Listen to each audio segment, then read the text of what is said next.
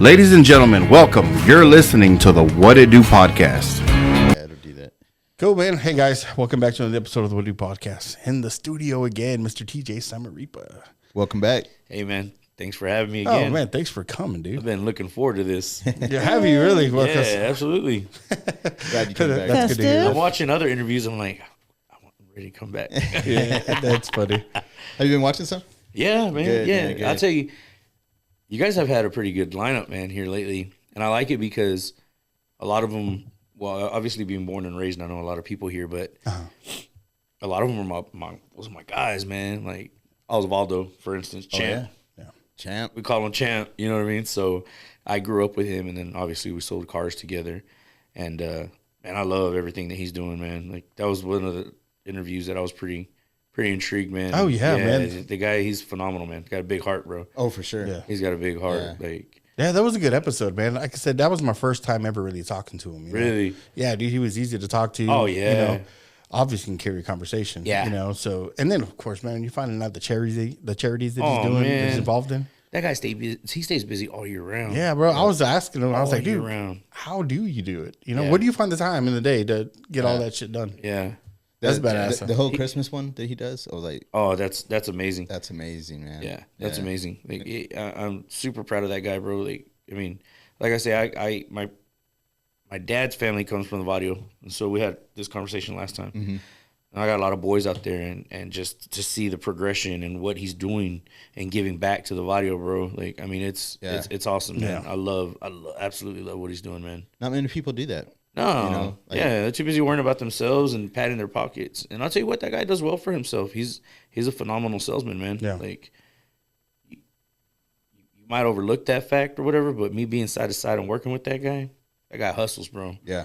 Shit, that's He badass. hustles, bro. Like he's a hustler. Like Yeah.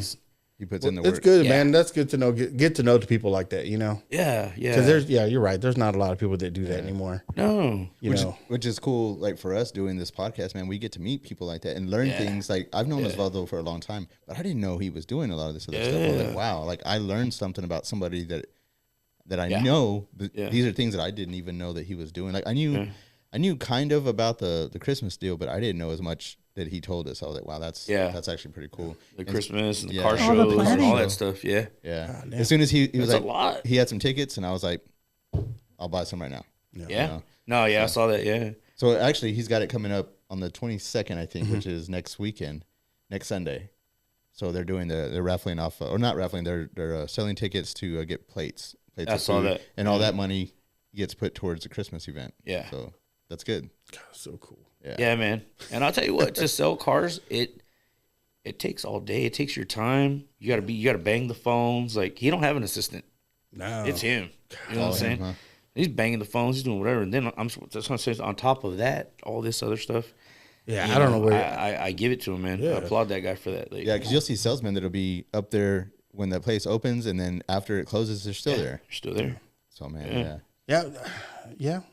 You know, I give props a lot to, you know, that dealership that they're at right now. I 'Cause love I'm like, it. I love it. Dude, yeah, the time they closed, and I'm like, because before I used to wonder, Yeah. you know, it's like, They're very family oriented. Is that why they Mr. closed Mitchell early? he was the best, man. Rest in Okay. peace to that guy. But yeah, his son Junior is phenomenal. I mean, I love that family. I'd tell you right now, like everybody always goes, why don't you get back in the dealership? And I'm like, I got too much stuff going on for one, but I wouldn't go back and work for another dealership. If I went back, it would be there. Yeah. That's pretty Everything- cool, man. Everything, bro. As I always wondered, you know, these guys, they're up there in the ass crack of dawn, right? Yeah. And then sometimes they don't leave, you know, these other dealerships. They're not gone until fucking Yeah. 9 o'clock at night, you know? Yeah. And I'm like, Jesus, dude, where do you find the time to spend time with your family? You don't. You You know? really don't. And then it's 6 days a week, bro. Yeah, that's Sunday's the nuts. only day that, they're closed. And Yeah. they say they give you a half day, but if you're not tracking what you're supposed to hit, Yeah. you come in. You know what I mean? See, that's that number. What is that number? Do you know? It varies for everybody. Like everybody's goal is different because you got obviously your green guys and then you got your seasoned vets. Yeah. But they usually like for you to hit anywhere between 8 to 10 Okay, a month. because they used to say 8 or the gate. Oh, You know what I'm saying? okay. You don't hit 8. Yeah. Yeah. So it's 8 or the gate. So in between 8 and 10 keeps you your job, and then anything over that is just bonus. You know what I mean? Okay. Like, it's I always Yeah. wondered that, right? You know, I was like, man, I wonder how many cars they have to sell a month. Because, you know, yeah, I guess you're taking with space. You know what I mean? They want to make sure that you're producing. So Absolutely, eight's the gate. So that means they're making some money at 8. Yeah. You know, but still, maybe I don't know. Maybe it's break even. Who knows? Yeah. Oh damn, dude. And then Mitchell's pay plan. I will tell you this, that their pay plan is probably one of the best pay plans I've ever seen. Oh no, for bonuses, like your bonuses and stuff so like that. They take care of their guys. They take care. That's what I say, man. They're very family oriented. Like, that's cool. These guys, they have a life too. You know what I mean? Oh, so at 6 o'clock, if there's nobody really around, hey man, we're shutting it down. Man, I've worked at dealerships where they're like, we don't have any customers. We've only sold X amount today. We'll turn the flashers on.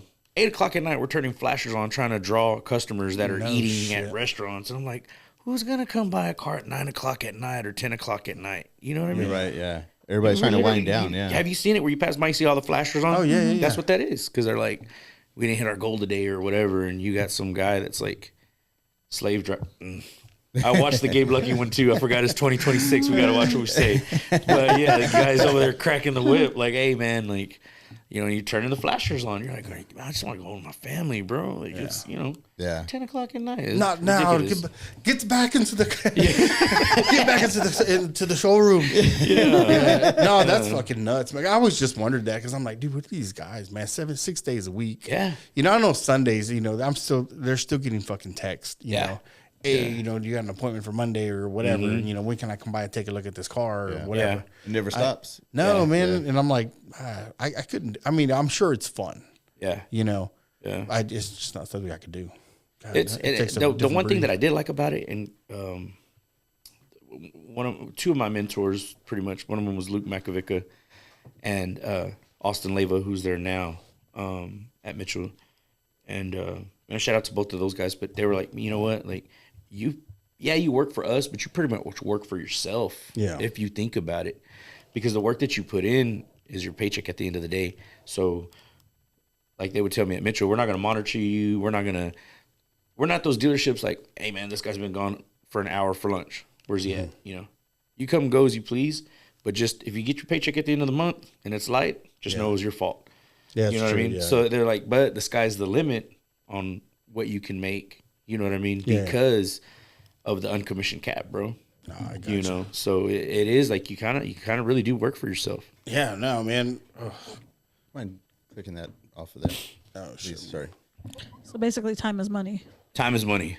Absolutely. Yeah, absolutely. No, it's a whole different breed, man. I couldn't do it. I just. Yeah. And some of them are kind of. I mean, I'm sure Mitchell Pontiac has a nice setup, but the other ones, man, like I had a few times, man, with the one downtown, All American. I was the dreaded stories. Oh, dude, the horror stories. I know. You know, I remember there was a couple of times, right? I sat there and I went through the whole paperwork, filled everything out. It was great. Get a call 2 days later. Hey, man, we're gonna need you to bring that car back. And I'm like, for what? They're notorious for that. You know, and then wanted me to sign some extra shit. And I'm like, no, man, I've already signed what I needed to sign. I got fucking ownership of the fucking vehicle, right? Mm-hmm. And then one time I got so pissed off, right? Because it happened more than once. I think two, maybe 3 times, but in a many-year span, you know? Mm-hmm. And I was like, fine, man, I'm coming, but have my car ready. Fuck this. Fuck you guys. I'm done with this shit, you know? They said they sold it. Yeah, there was, That's that a tactic. or we're still going through we're still going through inspections. It's in the shop with the fucking, it's up on the rack or whatever the fuck.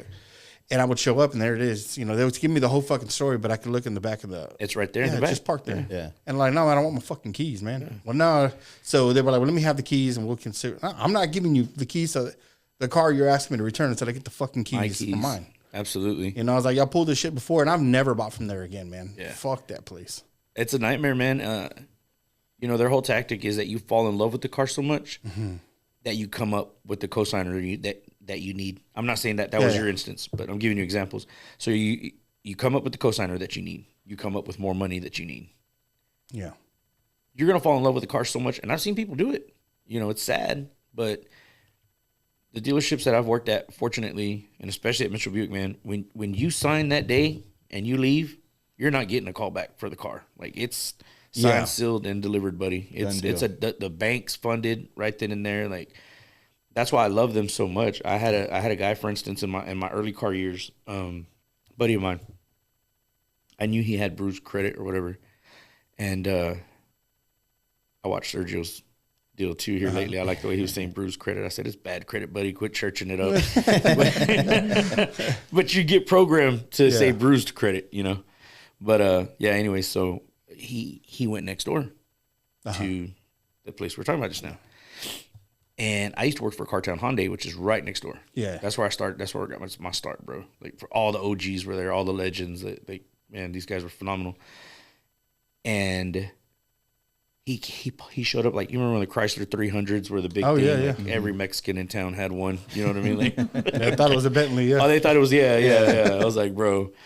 So he shows up in a fully loaded Chrysler 300. And I'm like, buddy, for one, you can't afford the payment. And two, I know you don't have the credit for this. And I tried to help him get a car. And we you know, he was limited to what he could get. You know, we ain't going to throw no names out there. But he ended up coming to my dealership to throw it in my face.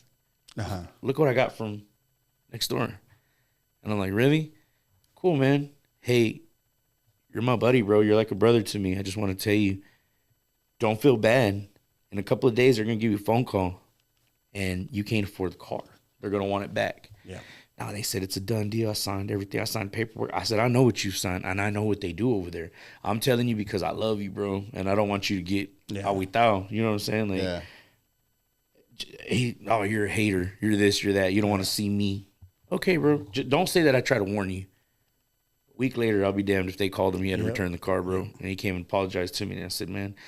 And that was, I like Sergio's interview too, because he expressed a lot of knowledge that you need, like how he wanted to start the third baseman deal. Yes. Because unfortunately, and us as Mexicanos, we don't educate ourselves when we go buy a car. So you don't know. First of all, you don't know what your trade-in's worth. Yeah. You just go in there and you take their word for it. Well, guess what they're going to do? They're going to give you the lowest. Oh, they're going to lowball you so bad, man. You know what I'm saying? It's almost it's insulting, you know? It is insulting, man. Like I say, when I first started selling cars, I was taught to go, hey, man, you know what? You just go out there and make a friend. That's all you do. Yeah. So I'm like, cool. So I meet this guy. Apparently, he was a well-known man in town. I didn't know, you know. And I bring him back, and I thought I made a best friend. We sit down, we start doing the write-up and everything. It's called your first pencil. So they give you your first pencil, right? Well, they're going to lowball the hell out of you on your trading, you know. I'm not saying anything that's not public knowledge. You know? Oh, yeah, everybody knows. Yeah, so I come over there and I show it to him, and I'm green. I have no idea. And my guy that's educating me on selling cars was my best friend growing up, Luke Makovica. So I'm like, he didn't tell me, he didn't prepare me for nothing. Man, I'll be damned if that guy gets up, starts yelling, hits the sheet over, and he's yelling because you can see you can see them back managers back there. You tell them that's insulting. He starts cussing. I'm like, well, hey, buddy, I thought we were friends. Yeah. You know what I mean? Yeah. So I go in there, and Luke's like, hey, you're going to have to get used to that, bro. He's like, that's the way it is. Yeah, it's a normal thing. You know what I mean? I was like, oh, okay. So after that, I was like, all right, yeah. So the first pencil's like, and usually your people that sign the first pencil, they can't buy. Yeah. They're just happy to see, like, oh, I got numbers. I got something, yeah. Yeah, you know what I mean? Yeah. And so I'm like, see, that was my ideal, because that shit happened to me in my 20s, you know? Yeah. I was fucking young. I'm just like, oh, fuck, all right, you know? Yeah. We can get you into this nice fucking brand new Silverado. I was like, oh, shit, no shit. And I was just all gung-ho about it, of course. Yeah. I didn't know. Yeah. I didn't know all the predatory shit. Yeah. It wasn't until after maybe my fifth car. Yeah, you start. Where I was just like, no, man, I'm not going to deal here with your bullshit, man. Yeah. Yeah. You know, and it shouldn't, what sucks is that it shouldn't take fucking 5, 6, 7 hours to buy a fucking vehicle. Nah. I'm like, bro, just be straight with me, you know? And, you know, and that's what I straight up, you know. I saw that interview where you were talking about with Sergio. Yeah. Yeah. Yeah. You know, I should be able to come in here, just be honest with me. That's how they are at Mitchell, man. Yeah. They're just going to give you flat, hey, you know what? Here's the deal. Here's what it is. You know? Yeah. That's why I'm sitting there and I'm like, man, all right. How much do I got to put down? You know, it's vehicles X amount of dollars. You know, you can pretty much bomb me about how much it's going to be a month. Yeah. You know, let's just be honest. Let's just cut all the fucking red tape. Quit trying to get me some more. Yeah. You know, into higher payments. So I don't know what the whole deal is. Yeah. You know. Yeah. But that third baseman shit that he was talking about, dude, I don't know exactly how you would make money on that. Yeah. You know, it's tough. It is, you know, and then of course to get your name out there, and then of course just the blackballing you're going to get. Oh, no one's going to 100%. Yeah, and when I was watching him talk about it, I was like, yeah, man, that's phenomenal. But golly, you'd be San Angelo's #1 hated. Oh guy. yeah, man. Like, We want the target. Yeah. oh man, I can't even imagine. Like, and I kind of felt like I was like, man, he'd have to switch out people that work for him because I mean, yeah, that's what he was saying. Yeah, they see you walk in with somebody, they're like, oh yeah, we already know. We already know that dude. Yeah. Don't even talk to him. And I admire him for putting it out there. Yeah. In that interview, I was like, you know what, he's gonna catch flack from a lot of other salesmen, but he's honest, and that's why a lot of people go to him. You know what I mean? Because they know, like, hey, man, I can trust this dude. They still think, this would be straight with me, shit, not give me the whole run around and hey, no, everything we can all work out. Do you know anybody who come help you sign? Yeah, come sign for you. Get a co-signer. Yeah, it's rough, man. It's really rough, and I just wish it was something out there. Like, of course, they should be teaching this shit in school. And if they are, I never picked it up. No, they're not. They don't teach anything about money in school. Yeah, no. That's sad. Yeah. I really feel that they should. They have to set you up for life afterwards. And that's another thing. Us as Mexicanos, man. Like, my mom knew it, but she didn't instill it in me. She didn't teach it to me, like having good credit, how important it was. Mm-hmm. You know what I mean? Mm-hmm. She had good credit because she knew. You know what I mean? Like, there's times where she's like, hey, we might be light on groceries, but I paid all my bills and I paid all my credit cards. And my mom will walk into the dealership and have hardly any income, but she could pick out whatever she wanted because her credit score was so high. Yeah. And guys would tell me, after I got in the business, they're like, man, you're both my mom and dad. But my mom, got my dad to do it. You know what I'm saying? She put him on the good credit game. Takes a woman, doesn't it? Always, bro. Always. Yeah. So like they were stout. They could go anywhere and buy whatever they wanted, but they didn't teach me that. So then you get roommates and you move in with roommates. Hey, bro, why don't you put the phone bill under your name? All right. Yeah, no problem. $400 later, that's a charge off, and do you know what I mean? You're trying to fix your credit, and I definitely agree that they should have something in school where they teach you. You know what I'm saying? At least some finances, man. How to do your fucking taxes. Yeah. You didn't have to wait till I go to college to where I have to pay for this shit. Yeah. You want to. I don't give a fuck about a goddamn ship that came across. It was 500 years ago. I don't give a shit. And I feel like some of these credit card companies, man, the way they do shit, they target like 18-year-olds right out of high school. That's the first letter they send, bro. The first letter. Oh, you're 18? Boom. Get a credit card. Yeah, it's only a 30% APR. That's it. And I'm like, what the fuck are you talking about? You know how many people I'd have to explain to that? And they're like, yeah, but I can go over here to, I'm not going to name any names, but like, we all know what they are. Like the cars where you have to go buy when you got bruised credit. You know what I'm saying? And it's buy here, pay here. Oh, bro, they got so much slack. I'll say their name, Texas Truck World. Yeah. Oh. There's so much shit, bro. Come on. You're right. You're absolutely right. If anybody posts anything on Facebook, bro, they are fucking being trashed. Oh, I know. They're getting beat up left and right. But I try to break it down to them. I'm like, look at your contract, bro. You're paying 24% on this truck. You'll never pay it off. 24%. Holy shit. It's nuts, bro. You'd be surprised the APRs, bro. I'm like, you're never gonna pay this thing. That's their argument with me. Well, my truck payment's only $450. Yours is $800. Okay, cool. I'm gonna own mine in 5 years. Yeah. You're gonna be paying on yours forever. Yep. Goddamn.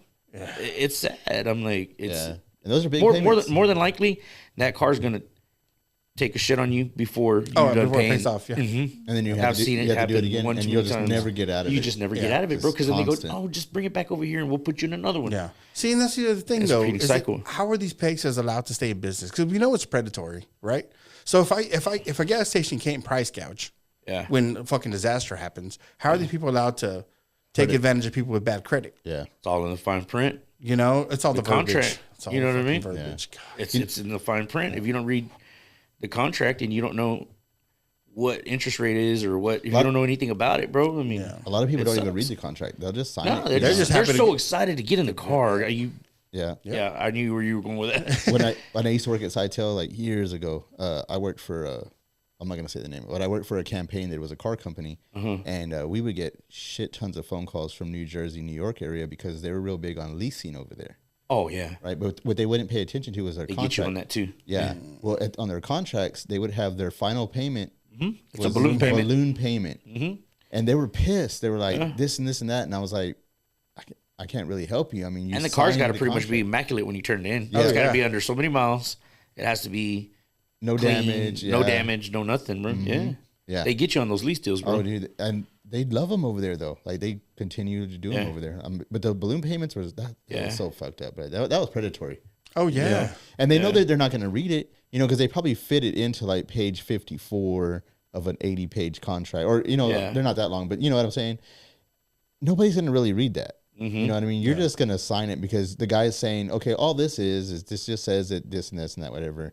Okay, you believe the guy. So you're like, oh, okay, well, if that's all that says, I don't need to read the whole thing, and they just boom, sign on to the next page. Or the Mexicanos and they look at their kids, ¿Qué dijo? Yeah. And I'm like, Yeah. no, lady. no. I was like, what? Man, and that's my biggest pet peeve. I'm like, wait a minute. Hold on a second. This kid's only 12, 13 years old, man. He should not be the mediator. You know goddamn well. Absolutely not. Go get me somebody that's bilingual. You know what I'm saying? From the Somebody who dealership can over speak. here. Yeah. Because I'm like, dude, I see that shit, and I'm like, I've told the lady I before. And I was agree. like, you need to find somebody who can speak, not Yeah. not this 12-year-old that's trying to mediate for you. Yeah. Because he doesn't know half the words that this Yeah, dude's no. saying. No. You know, he's repeating them to you, hoping that Yeah. it's translating. He's right? like 6'7", 6'7". You know. 6'7". So when you see stuff like that, you'd be like, wait a minute, time out. This Yeah. is not going to work. Yeah. And I was like, you need to hire somebody who's bilingual or somebody. No, I have a agree. translator. And, a lot of these guys, Osvaldo, for one, and Sergio, he's pretty good. He gets by. I'll give him that. He gets by. I couldn't. Like, I can speak Spanish well enough to carry a conversation. But when it comes to numbers, bro, Oh, and yeah. you're talking big numbers and breaking it down in years and all this stuff, the financing part of it, I can't. And I'd have to turn over so many deals to people that were bilingual. And I'm like, I would get so mad at my parents. I'm like, why in the hell did y'all not teach us Spanish, bro? I'm losing out. They didn't teach you Spanish either? No, bro. My family didn't either.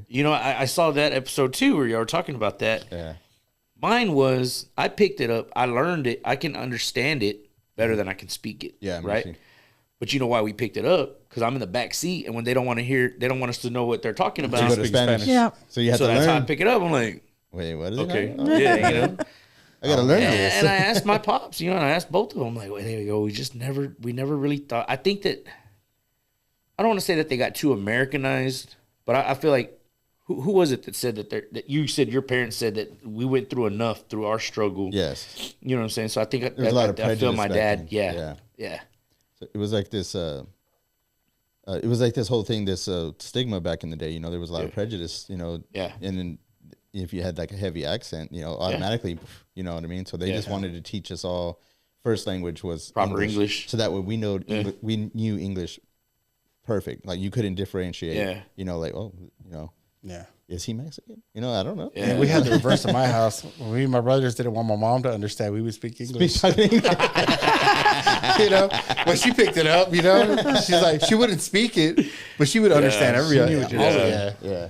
So we'd have to start That's with her crazy. fucking lingos and shit. I'm like, Yeah. I think she heard us. I don't know. The chakra's not flying. What can he say 6'7"? Guess that's so type. Guess that's so type shit. Yeah, type shit. Yeah. You know what? I was horrible at. Well, for one, I'm horrible at like lip reading. If somebody's trying to tell me something across the room, I'm like, just come here. I'm not gonna get it. I can't pick up. Yeah. Another one I couldn't get either is like, I think it was like more so when me and you were growing up because I think we're just a little bit older than you. Oh yeah, just like Right. like maybe 3-4 years. Okay, we don't have to get into like. I'm not that young, guys. No, the pig Latin. Oh, I remember that. And I'm like, I was like watching an old Jay-Z video. He calls a girl and he's speaking pig Latin to her, and I'm like, and I still couldn't to this day at my age. I never picked up on it. You know what I'm saying? Yeah, I never picked Couldn't up get on it, bro. Yeah. Like, yeah, it's crazy. I don't remember. It was some shit like It's that. like backwards. Every other something is backwards. Yeah. Did you? No. You never experienced that? No. No, remember sir. No, we never sir. did. I remember some girls in high school. They were like all into it, and I'm like, dude, I don't know what the fuck you're talking about. Here, drink this. That's funny. No, I don't remember anything I like bet that. you're glad that you speak proper English now with no accent with ice coming around, huh? I haven't had an experience with ice yet, but yeah, yeah. You know where I like it at is when like if we're coming back from South Padre or from from Del Rio or Acuña or something like that.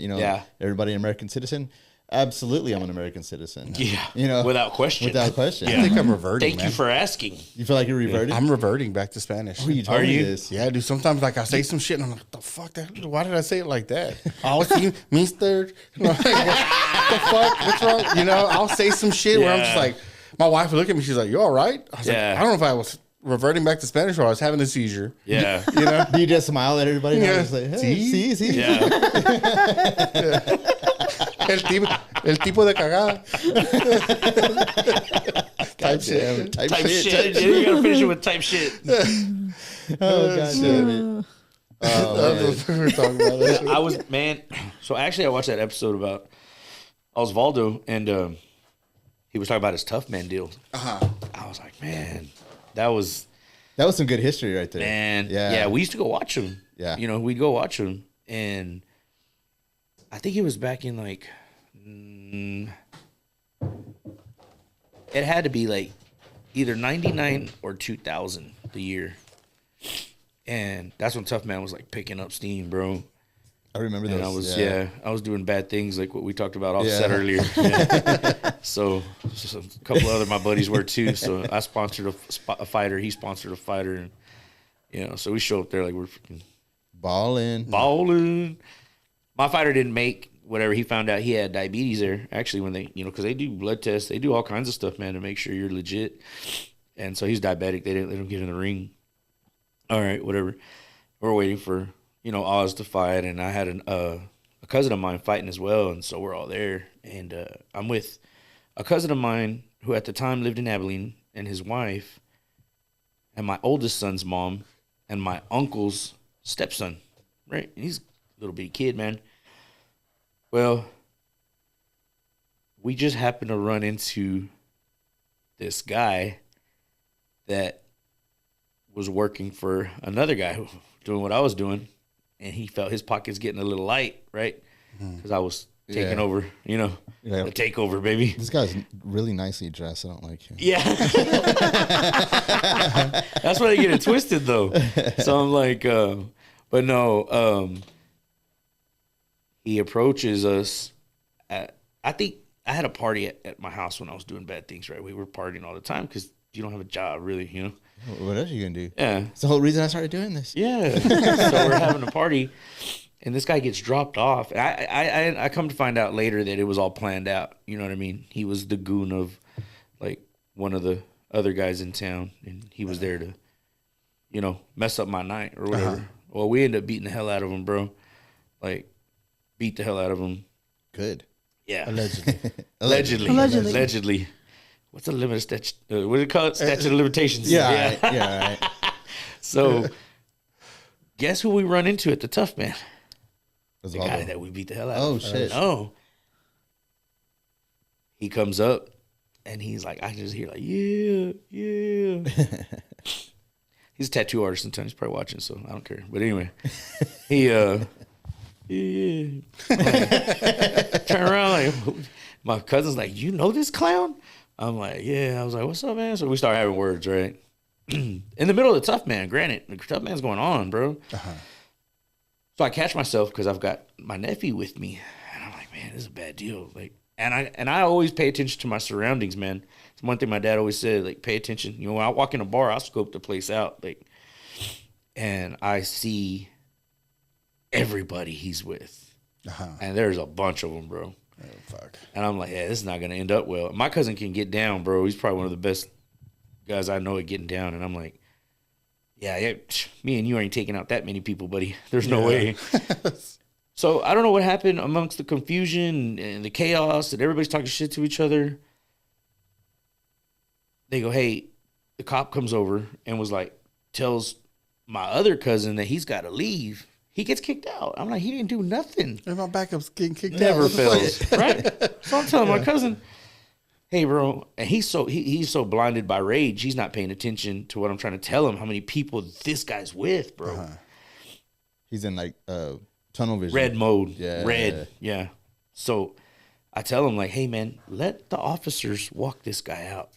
He's good. Me and you aren't. If we walk him out, I guarantee you we're not walking back in this place. There's no way. I already seen what's over there. He doesn't listen. Okay. He goes, well, then you know, Mexicans, I hate when they throw it on you like this. Well, if you're scared, bro, just stay here. I'll walk him out. Yeah, that shit. Fuck. It's like, Fuck. son of a gun. I got my nephew. Yeah.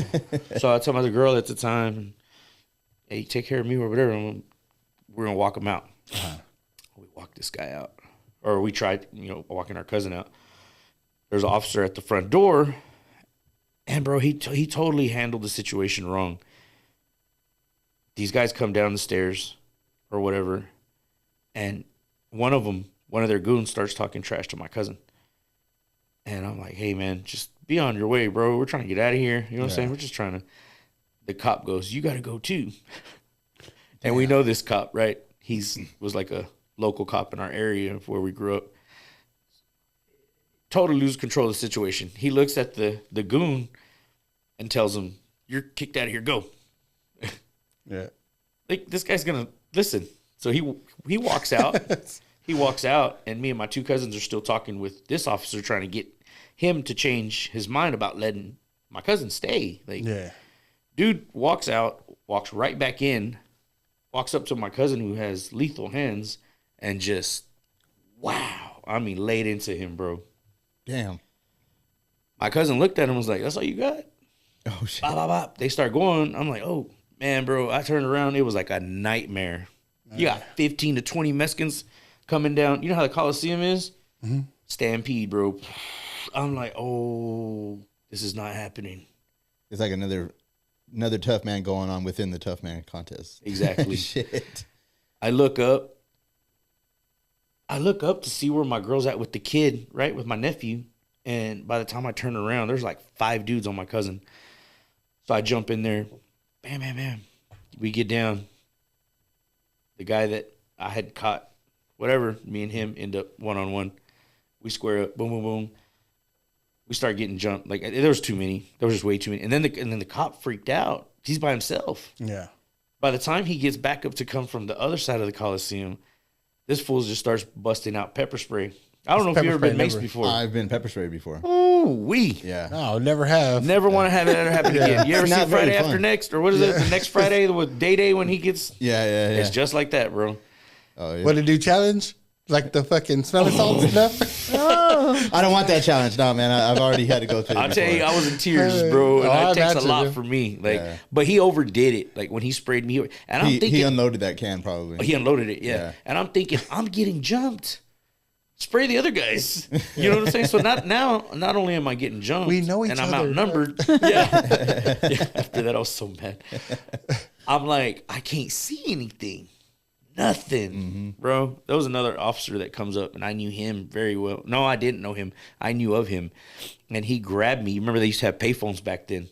Yeah. And he, like, put me up against the payphone booth, and he made sure nobody could get to me. And he told my girl at the time, go get some water and pour it in his eyes. Well, that makes it worse. Water activates it more. It activates it is what it does. Yeah. Fuck. Yeah. But that's the only way you can get it out. Flush it out. So then they Give go, him some milk. after all of this, they go, hey, you guys, y'all are all going to jail. They end up putting us in handcuffs, and I lose my shit. I'm like, you're going to take us? And we got jumped. We got the bad end of this deal. And you only got one of them. There was like 15 a minute ago. Yeah. And I look at my cousin, his eyes swollen shut like Apollo Creed and Rocky shit, in those yeah. movies. It was like, I've never seen anything in real life like that. Damn. And then I can't see. Covered in pepper spray. It's like Everything's blurry. everything's blurry. Yeah. Yeah. So he goes, I tell you what, the other guy talks the other cop into letting us go. He goes, but we're going to have to make it look like we arrested you because we are taking this other dude in. So what we're going to do is we're going to take you and your cousin, we're going to take you out on opposite exits of the Coliseum. Yeah. Okay, cool. I don't know. Somehow I ended up with my cousin's wife, and my girl at the time ended up with my cousin. I don't know how that happened. They let us out. He walks me out, takes the handcuffs off, and says, have a good night. I'm like, there's 15 other dudes still running around here looking for me. Yeah. I can't see. I'm with my cousin's wife. You still got to go Yeah. back I still around. got to try to make it to my ride. Yeah. Shit. Hey, bro, it's like a movie, I'm telling you. My homeboy pulls up. He's like, TJ, what happened, man? Like, we saw a rumble. I said, yeah, I was in it, man. Check me out or whatever. They throw me in the back of the truck. He lives right across the street from the Coliseum. He hosed me down, bro, like with Day. Yeah. Bro, he hosed me down, I swear to God, for at least 30 minutes to an hour. We go back to my house afterwards, and my face was so red in my chest area. It'll last for like a week. Yeah. It sure did. It lasted a couple of days because I remember the next morning I went to my parents' house. They were out of town. I went to go shower. Well, guess where the water runs down, buddy? Oh, down to the That wang. was not fun. You talk about screaming at the top of my lungs. But anyways, we ended up having to go to the hospital because my cousin's eye was swollen shut, and he's gangster, bro. He wasn't gonna go for that. But I thought I had broke. It was one of my fingers. I don't remember. So we go and then they're talking. They're like, "Oh yeah, so you guys fought at the Tough Man last night, huh?" Yes and no. It was unsanctioned. Yeah, yes and no. And so we told them the story. They were like, "Y'all made the paper today." Oh shit. We're the paper, bro. Damn. Yeah. That's so I was like, yeah. So when Osvaldo was telling the story about his being over there, I was like, I know Brought back that we were there memory. watching you. We're trying to support you, man. You were So- fighting, and so were we. Yeah. Yeah. Damn, that's crazy. So they use what they call capsicum, which is the stuff that makes the shit hot from the pepper. Oh, yeah. Is that what it is? From cayenne pepper, habanero, and ghost peppers. It sucks. I bro. believe it, Oh, man. yeah. Now that Fucking you say sucks. that, because I came home drunk one time and I was staying at my grandma's, and she had habaneros, and I have a habit of like I got a fetish where like I'll eat like a green pepper with like a sandwich or something like that. Like I just like the crunch and the spicy. Yeah, that was the stupidest thing I ever did. I was drunk and I ate a habanero. I thought I was having a heart attack, bro. I shit you not. My whole face turned red down to my chest, kind of like what the reaction I got from the pepper spray, man. And I was like a Dumb and Dumber. I was trying to find the ketchup and the on Dumb and Dumber when he gets the ketchup and the mustard, and he's like, cramming it into his And mouth. they try to hit you in your face too, because that's where all your. That's where it was, yeah. They try to hit you in your face, but I mean, it's gonna get your chest. It's gonna get Everything. everywhere. Yeah, I couldn't even imagine that. Because remember back in the day, what was that restaurant where the Pearl is now? The Blue Pearl. It used to serve a ghost pepper burger. Troubadours. No, before the Troubadours. I forget. I don't remember. Pearl of something on the concho, something whatever the fuck it was, right? So they used to serve this ghost pepper burger, and I've had some hot shit, you know. Yeah.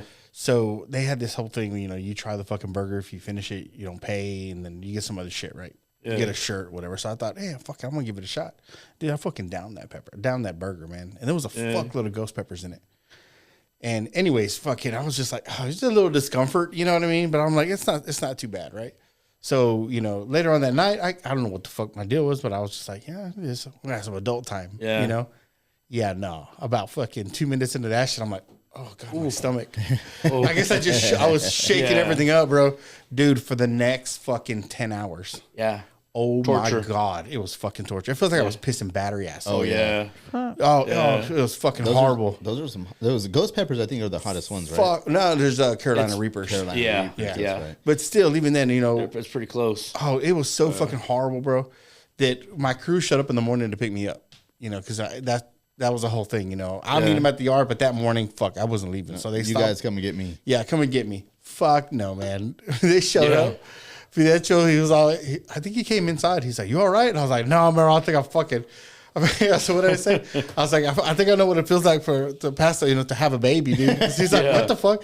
Dude, I was soaked from head to toe. I was in the tub, dog, in cold water. Yeah. I thought if I just drop my body temperature enough, that I wouldn't feel nothing. That's the first thing I did too. Was I jumped in. You feel your sangre, bro, like your blood Oh, boiling, fuck bro. yeah, bro. And it almost like when you get punched in the stomach, you get the air knocked out of you. I was like that. So I was like, I'm gonna have a heart attack at like 30, whatever I was, bro. Dude, I was in the fucking tub in my pajamas. Yeah. And when I had to piss, I just pissed. Yeah. I was like, I'm just gonna pee. I'm not gonna get up. Dude, it feel like it just like something. So you killed the entire burger? Oh, I killed the whole burger. Oh, that's what. Oh yeah, it was stupid. It was fucking stupid. Trying to win a contest. Yeah, trying to win a stupid ass contest. Dude, when I was pissed, pissing, that shit was burning. Yeah. Shit was getting on my fucking skin. Yeah. I was like, oh my God, my fucking skin's burning. What the fuck? That was like, that's not ghost pepper. I don't know what the fuck that was. I don't. they put some kind of chemical in that motherfucker because I'm It's a dying. mace in that Mason. burger. There's this other stuff that the law enforcement uses. It's mostly used in correctional facilities, and I've had the pleasure. And it's called CS gas. Yeah. And I've had at least 5 different instances that we've been hit with this shit. They usually do it like riot incidents or big fights break out, and they don't want to fuck. They just so I've had it one time where they opened up it looks like a mail slot in the door, and they just toss in a canister into the fucking dorm and just boom, fucking everybody fucking. What it does is it fucks with your mucous membranes, so your eyes Tear fucking gas. kind of like man. that. Your eyes kind of swell shut. You start your nose starts running like you have boogers coming out your ears, bro. I'm talking everything. wow. It's hard to breathe. Yeah. It's hard to breathe because all your throat kind of swells up. Like it's just like what if you were fighting, you're not fighting That's no it. more. That's it. You're You're you're done. worried about trying to fucking survive this shit. All right, here it says it lasts 15 to 30 minutes. Is that true? Yes. Okay. Maybe a little longer. longer? Yeah. So Because I was like, I think they're downplaying the it. worst Yeah. incident was it was a riot. I was in this place. It was a fucking riot. And They're downplaying it so they can justify it on the inmates. Oh yeah. Oh yeah. It's some bad, Absolutely. It's not torture. It doesn't last long. Yeah. it's some bad shit.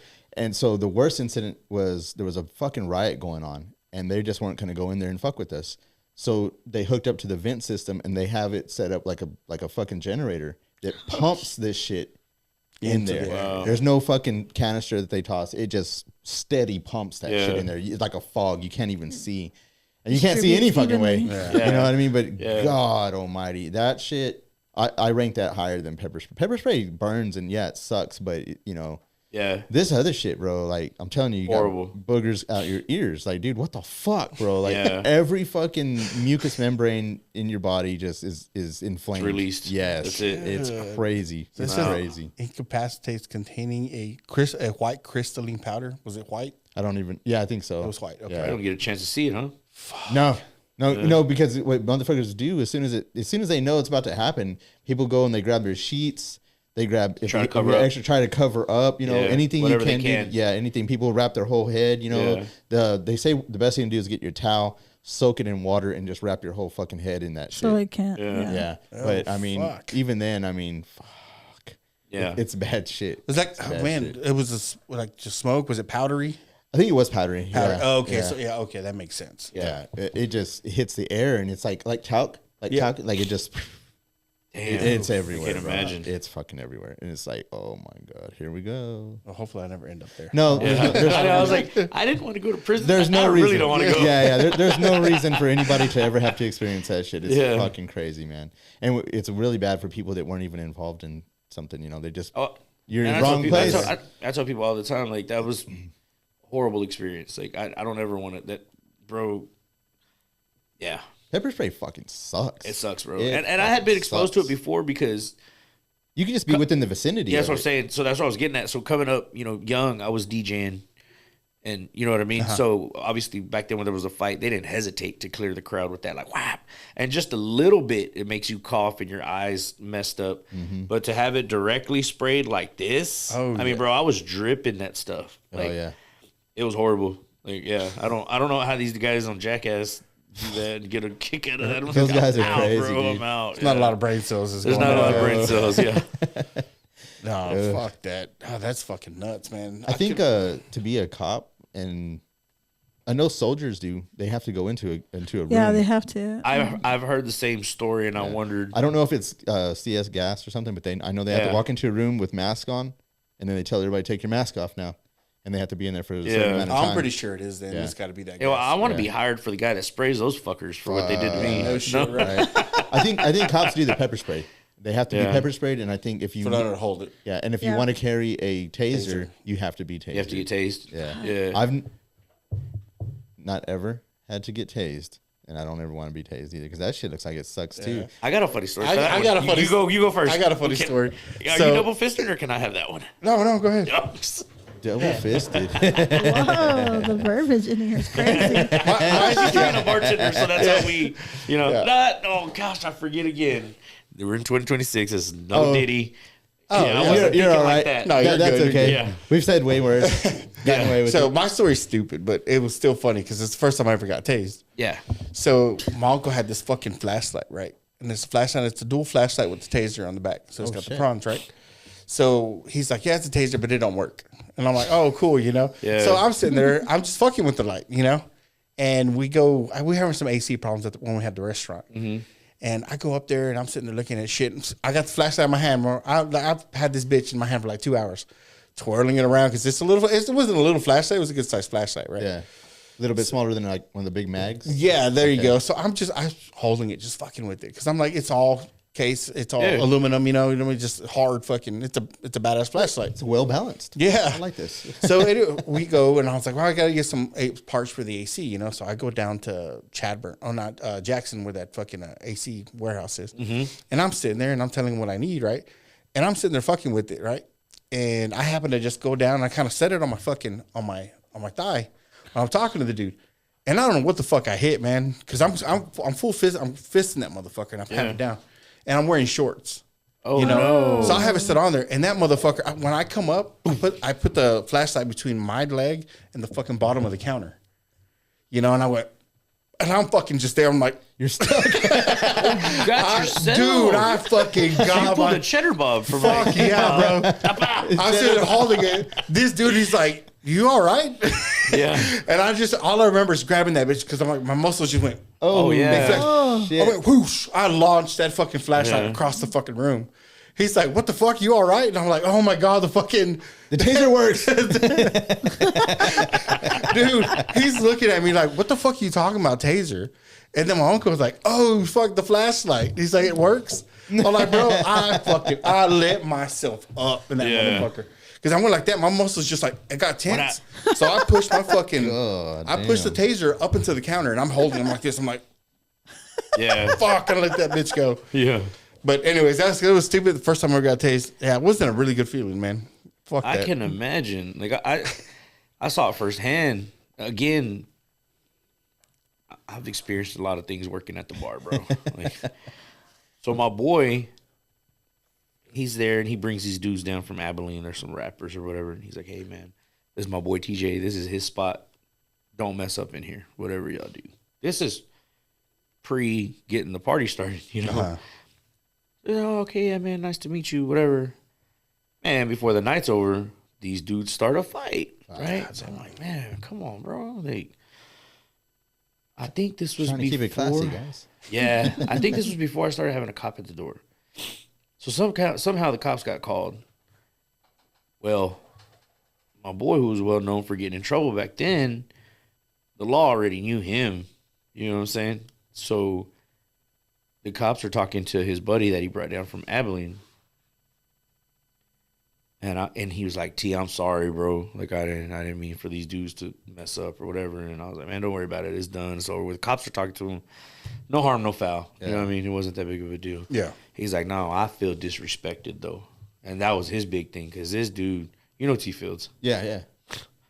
So, yeah, that was his biggest thing. He's like, now I feel disrespected. Shout out T. I love you, big bro. He walks over there, bro. T's grown up a lot, bro. He's phenomenal. Like, yeah. He has kids with my cousin.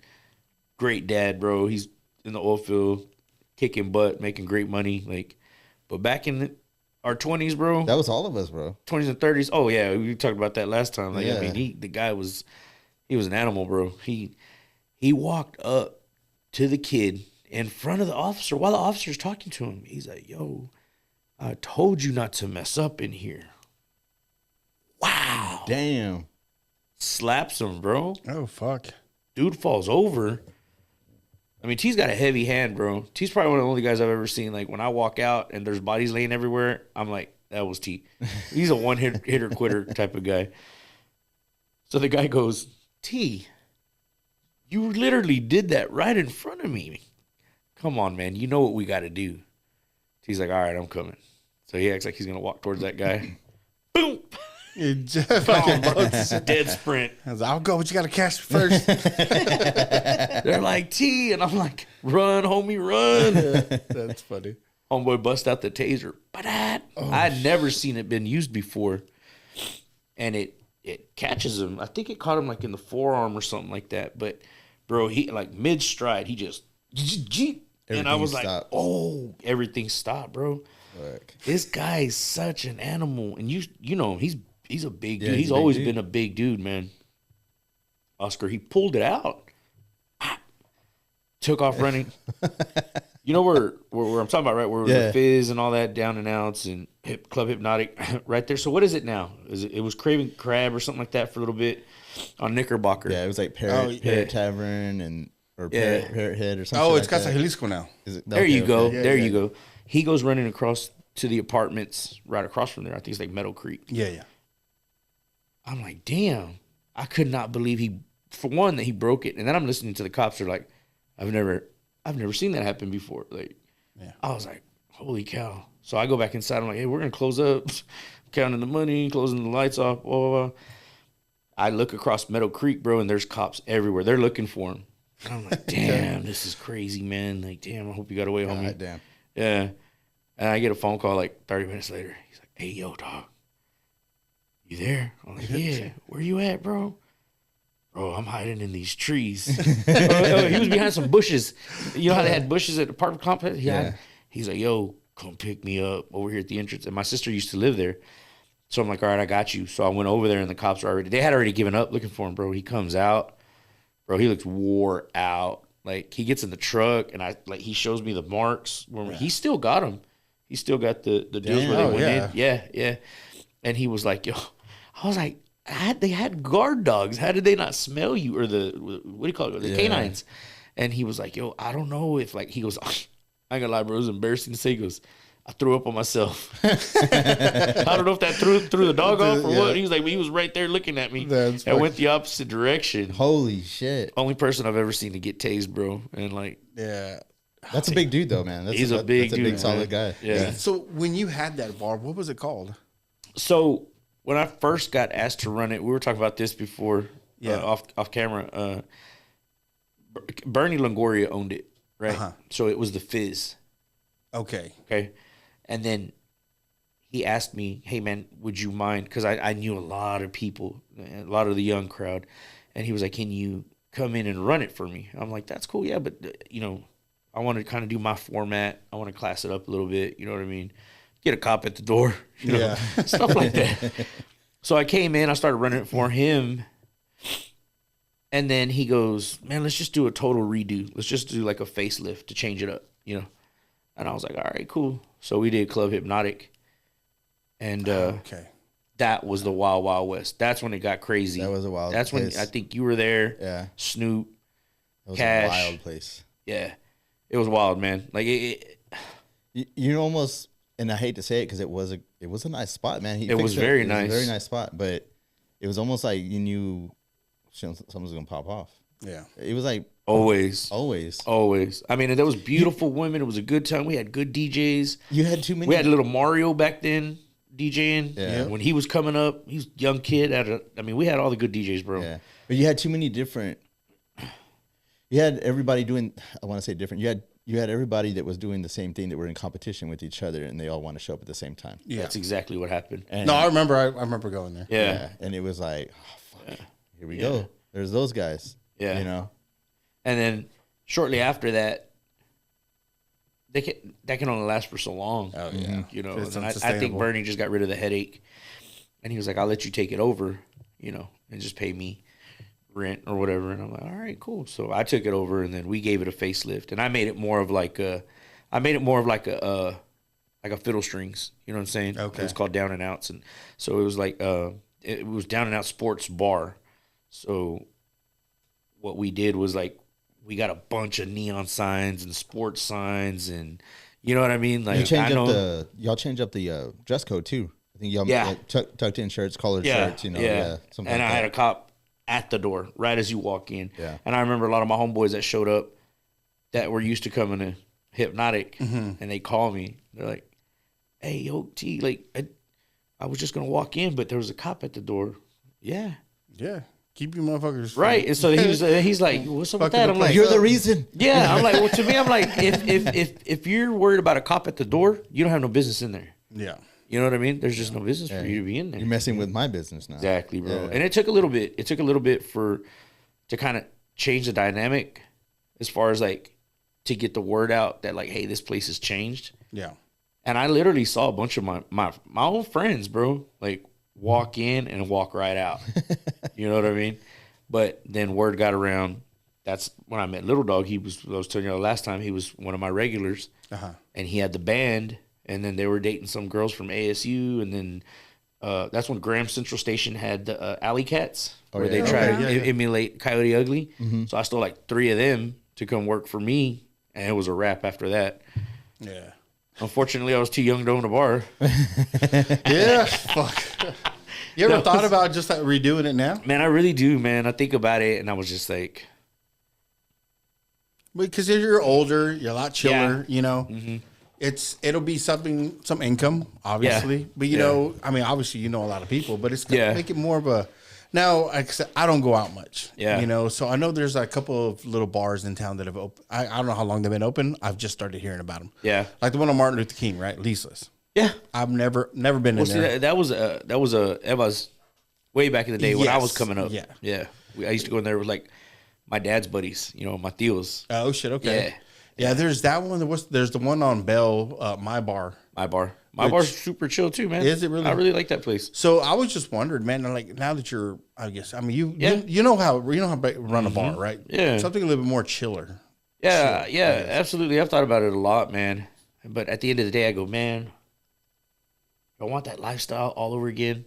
But it doesn't have to be that lifestyle. But though. I was just gonna say that because I feel like I could turn it off. I could be like those owners where I'm at home and monitor it and have like a good right hand man. So yeah, absolutely, man. So it's crossed my mind. Those bars now, man, do they still stay open till like 2:00 in the morning? Yeah, they do. Okay. Yeah. I think I always wondered pretty much all of them do, except for I think Shenanigans closes at a certain time during the week. They have to be closed by a certain time. Okay. But other than that, everybody's open till 2. Yeah. Yeah. I always wondered that, you know, because I'm like, but then again, I mean, San Angelo's so weird now, you know. Yeah. A lot of the bars downtown closed. Of course, some of them are opening back up. Man, I hate to see that too. You know, I mean, you got those 2 new bars. Of course, you got, what's that one where Chadbourne Tavern used to be? It's up and down. Up and down, right? yeah. And then across the street, down, or I guess the next block over, you got those 2 bars that just opened up there.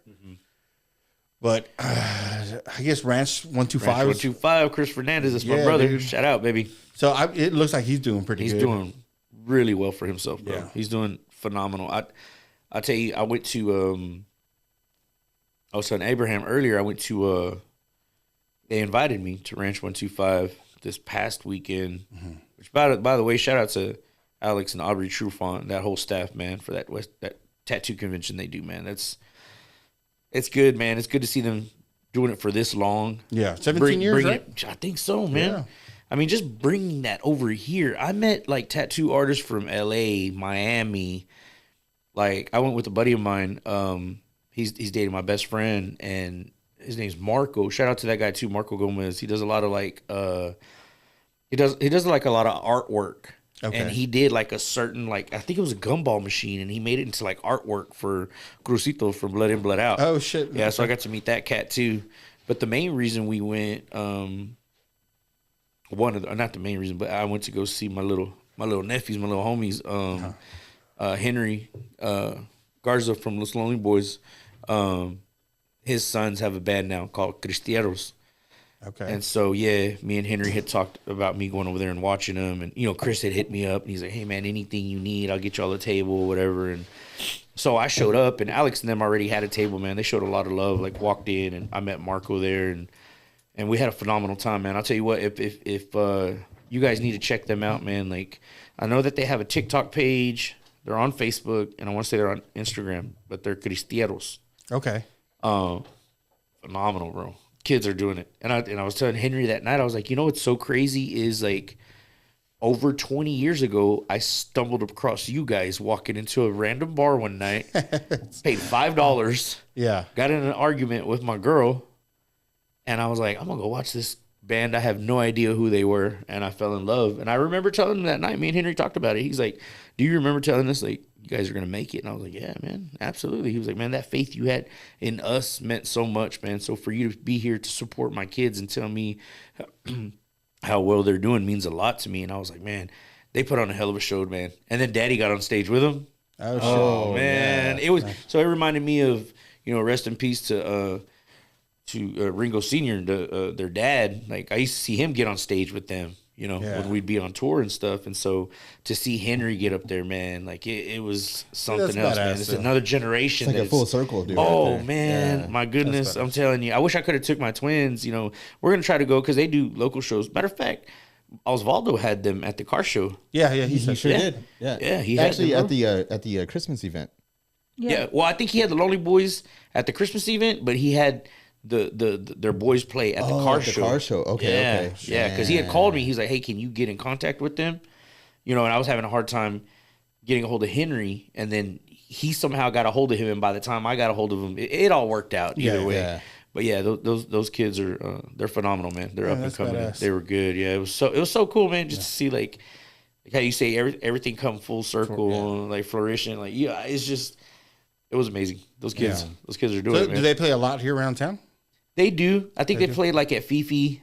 Okay. And then, you know, they played a couple local events, but I mean, they still go and they sometimes they'll open up for those Lonely Boys. Oh, You shit, know, like okay. when they have a show. Yeah. Did you ever go to Still Penny back whenever they had All the time. That's where I met those Lonely Boys. Is that where you met them? Yeah. So they used to have and there was this band that was Open mic night. Or what? it wasn't really open mic night, but they had a band that came on. They were kind of headlining their own show. They weren't from San Angelo, but they were from, I think they were from West Texas, but they were always back and forth to Austin. And they ended up doing pretty good, man. They played really good music. I cannot remember know exactly what they're what you're called. It was kind of like a rock band. Yeah. Do you remember the name of them? Yeah. Vallejo. Vallejo. Yeah. I actually liked them. I did too. I really did. Tell me though. I want to know. You want the juice? I want the juice. Because I did like them. I thought they were pretty good. I did too. I really did. And they were they were bigger than those Lonely Boys before those Lonely Boys. Right. They were playing the same nights sometimes. And those Lonely Boys was opening up for them. Okay. You know what I mean? So what does it say? Like, give me money and I'll show you who you are. You know what I'm yeah, saying? yeah, That type. So when they started hitting big, like I think they like did MTV Spring Break one year, but they were still coming back to San Angelo and show a lot of love because, you know, at the time, Russ, the owner of Still Penny, you know, he had ties with them. Yeah, they were always there. Always, Yeah. bro. And they always sold it. And I was trying to tell everybody, I was like, man, I used to have an apartment across the street, so we would walk you're over right there. there. Yeah, we would walk Yeah. over there all the time, and then And then especially stumble home. Yeah, and stumble back home. Exactly right. Yeah, but I mean, you know, I would definitely go whenever they were there. I mean, it was always a good time. The music was good. they were really good, man. I will say that. They were really good. It just became a thing with me because my guys are those Lonely Boys. Right, yeah, You know what I mean? absolutely. So, and I was trying to tell everybody, like, these guys they're better to me musically, but nobody really wanted to see past that. And then when those Lonely Boys started to blow up, Then everybody's like, "Oh yeah, and they got big, well, then these guys didn't want to. Now you got to open up for those Lonely Boys. oh They weren't They didn't having want that. that, yeah." You know what I mean? And I just know a lot of behind the stage things that they did. You know what I'm saying? Like they're that band. I don't really want to get into I all got that, you. but yeah, I got you. But they were good. They were good. And I'll tell you what, man, San Angelo had a good run during that time. We had good music coming in because you had them, and you had those Lonely Boys, and then I don't know if you ever heard of Del Castillo. Yes. Man, I love Del Castillo. So Del Castillo, that was like them and those Lonely Boys were like this, bro. Okay. I mean, Still got them on my playlist. yeah. Do you really? Yeah, I do. Okay, so I've never even heard of them. oh man, they're so They're good. You so need to look good. these guys up. What was their name lead again? Singer Del Castillo. Del Castillo. Okay. The lead singer one time, those Lonely Boys had already hit it. They already won Grammys, but they would come back to watch Del Castillo play at Still Penny. Mm-hmm. Well, they were playing one night during Easter weekend. You know, all of us Mexicans, we're at the lake. Oh yeah, yeah. Camped out, baby. Me and my dad and everybody, we got our tents, the kids. We're all there. And I probably have like 15, 20 family and friends out there drinking with me. And Henry hits me up. The one night Ringo's not with them, Henry hits me up. He's like, "What are you doing? I know you're up." I said, "Yeah, we're at the lake or whatever." Hey man, so and so from, I can't remember the guy's name. I want to say it's Alex, the lead singer from Del Castillo. Oh, I can't remember. He wants to party, bro. Come out here, man. We're at the lake. I'll tell you exactly where we're at. So Henry, JoJo, and the lead singer from Del Castillo show up. And my dad's cooking still, you know, You know how we get down, bro. Yeah. Like we're Mexican drinking party. around the Yeah. fire. Oh It's man, Easter weekend. Yeah. Oh yeah. They show up, bro. Acoustic set right there. The 3 of them. That's a once in a lifetime deal right there. Man, when I tell you, bro, I wish this was before cell phones had the where you could record. Yeah.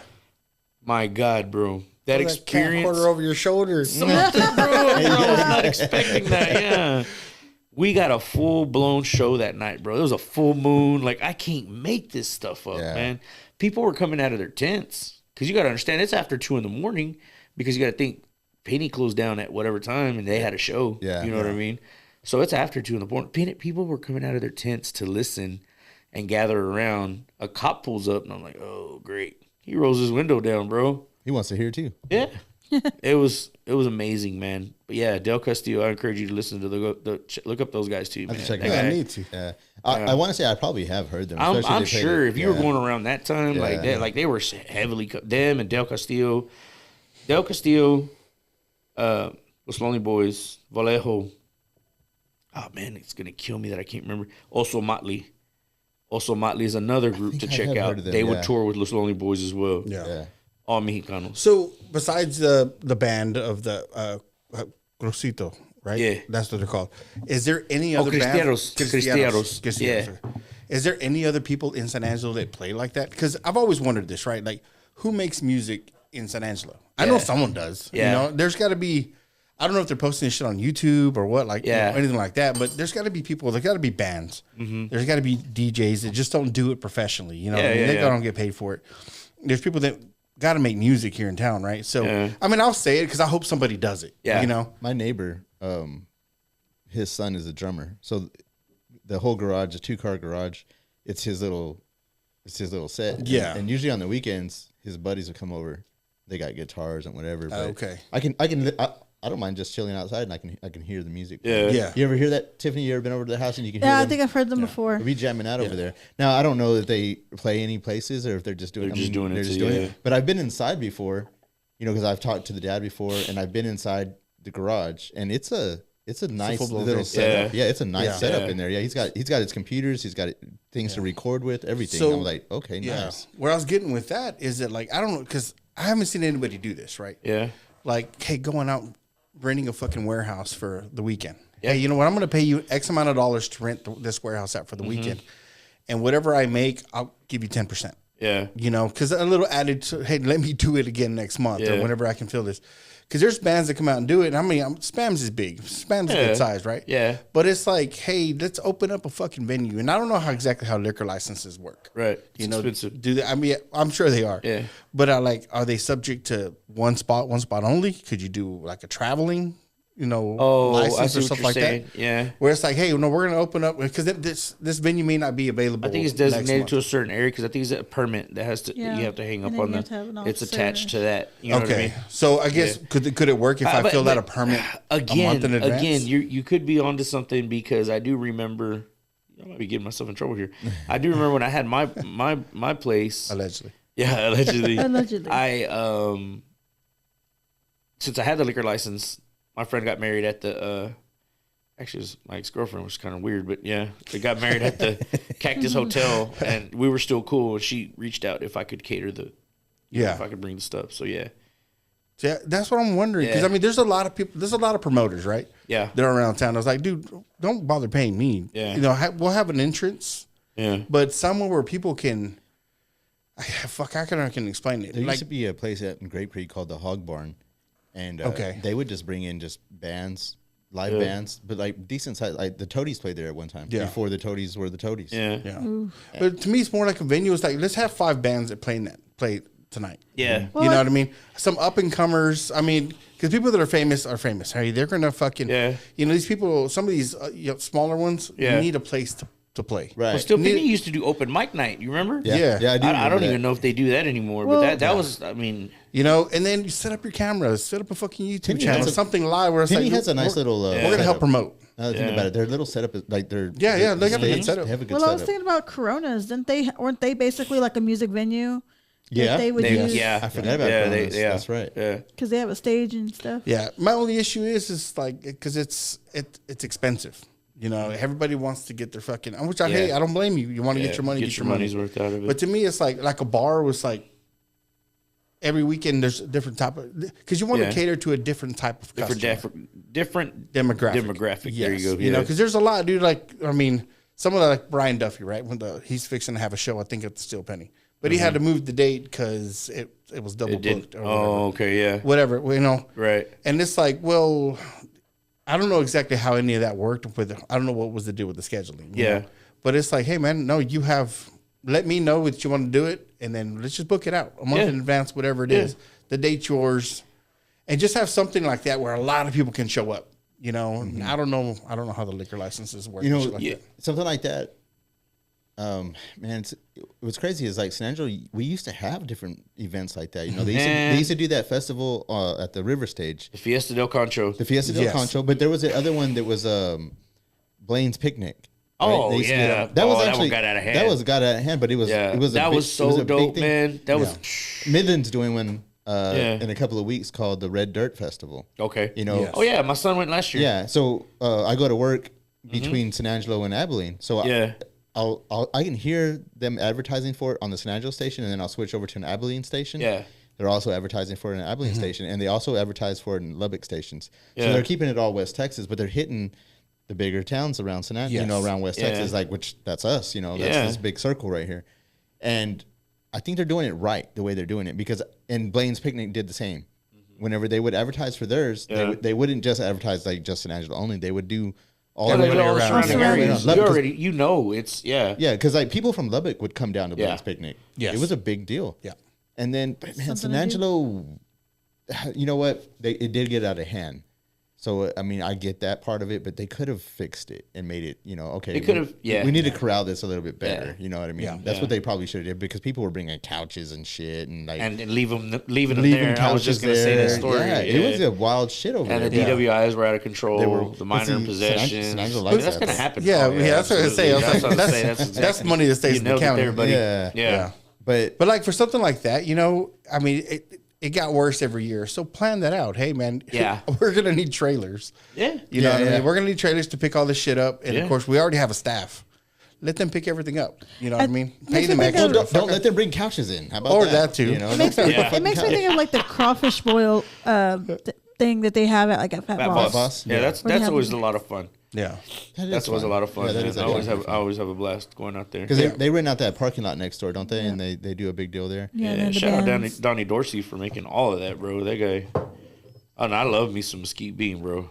Mesquite bean is good. Yeah, it's been a while since I've been there. Yeah, it's a good spot. Yeah, it's a good spot. Yeah, but I'm thinking more local. I mean, of course, I don't have the fucking mind to think bigger. So when you asked me about if I ever wanted to get into the bar business again, I would rather do what you're talking about. And me and Matt Lucero had talked it's been years back, man, like kind of bringing back like the whole Fiesta del Concho type theme. You know what I mean? And like have different bands of Festival on the River. Yeah. That's what they call it now, right? Festival. No, it's a Wild West Fest or something like that, isn't it? Yeah. But I would do like different genres of music, not just Texas country. You know what I'm saying? So I would mix it up and have you a Tejano band, have you a Texas country, have you an alternative rock, have you a rap band. Like, see, that'd be cool. What I'm saying? Something for everybody. Yeah. But then also what we wanted to incorporate was like for the artists in town. Yeah. So they can display their work. Would be really, you know what I'm saying? cool. So they display their paintings and everything they got going on, and then you have a battle of the DJs. Throw some tattoo Let's see artists who's the in there best too. DJ in town. Yeah, you know what I mean. Tattoo Or artists in there. Throw some tattoo artists in there. You know what I mean. And you have different things, and where you make it like a Friday through Sunday type deal. That would you know be what I mean. Yeah, that'd be. And me and Matt talked about it, man. And then we just obviously. Having kids and we go your separate ways. It's so I don't understand. It's just so hard to in this town to Fiesta del Concho. I remember it vividly. So much, man. It was like a week-long event. Yeah. Remember they started it off with like the races on the river. Yep. People would have to build a boat. Yep. And then you race down the river, and then they had the hot air balloon races, and then they had like a parade, and then they had every day was something. They had like clothing booths. They had clothing booths. They had all kinds of stuff. How long ago was that? That was in the 90s, bro, because I remember, we got into a fight there, too. Yeah. Because 96, I think things like that are cyclical. You know, you got your point where it's like in the 90s they do it and then it stops. And then we're over here reminiscing about stuff like Bringing that. it back. I miss the hot air balloons. I think it needs to take That somebody was to fun. bring it back. Yeah. You know, New Mexico, Albuquerque. Of course, I mean, you can't. That's scenery there. I could understand why it's a big deal there. They do a big deal over there with the hot air balloons. I think it's the largest hot air balloon festival. launch in the festival. But they do it okay. out in meth Fredericksburg, production don't in the they? That too, bro. That's because that's why they stopped it. They were putting meth in the hot air balloons and shipping that shit. I always tell my kids when I was working allegedly when I was working over there in the oil field, I was like, bro, you go to the Walmart, it's like, what was that show called? The Walking Dead? Oh, yeah. Zombies, bro. Oh, yeah. Like, zombie land. I'm like, Especially if you go, remember when it used to be just here to get 24 my hours? liquor. Remember when it used to be 24 that's hours? what I'm saying. Yeah. Boy. See, I think in Albuquerque, the Walmart's still liquor, right? Yeah, that's what I'm In saying. New So I'd Mexico? go, Yeah, I'd go to get my liquor, and I'm like, oh my God. Mm-hmm. Get the essentials, liquor and Albuquerque food is to be pretty at the wild. man camp. And I've been there before, and I remember telling Yeah. Oscar when we came back, because I think we were doing the podcast. Carlsbad was crazy, bro. Carlsbad New is kind Mexico? of crazy. Yes. Bro. But Y'all know that. Yeah. Ain't nothing compared to Artesia. Oh, yeah. You got to get out of Yeah. Artesia. Artesia, Pack bro. your shit and get the fuck out quick. Yeah. Quick, fast, and in a hurry. Yes. if you've ever been to Albuquerque, which you have, Yeah. I understand why they made Breaking Bad Yeah. centered around Yeah. Albuquerque. Yeah. I didn't get it before, Albuquerque, why? Yeah. Until I went, and I was like, Yeah. oh, I see why. Yeah, it makes sense now. Shit. Yeah. That's it's a different place over there. Oh, yeah. I think they're listed in the top 10 for, is it murders or just crime in general? I can't remember what it is. Crime in general. Yeah. Yeah. but, dude, shit goes down over there. Yeah. But I mean, it's a big city. It's like we were talking about with Mike that we had on last week because he's been to New Mexico a lot. We were like, it's crazy. New Mexico is crazy because it's like a whole lot of nothing, and then all of a sudden there's something. Yeah. So they're like islands.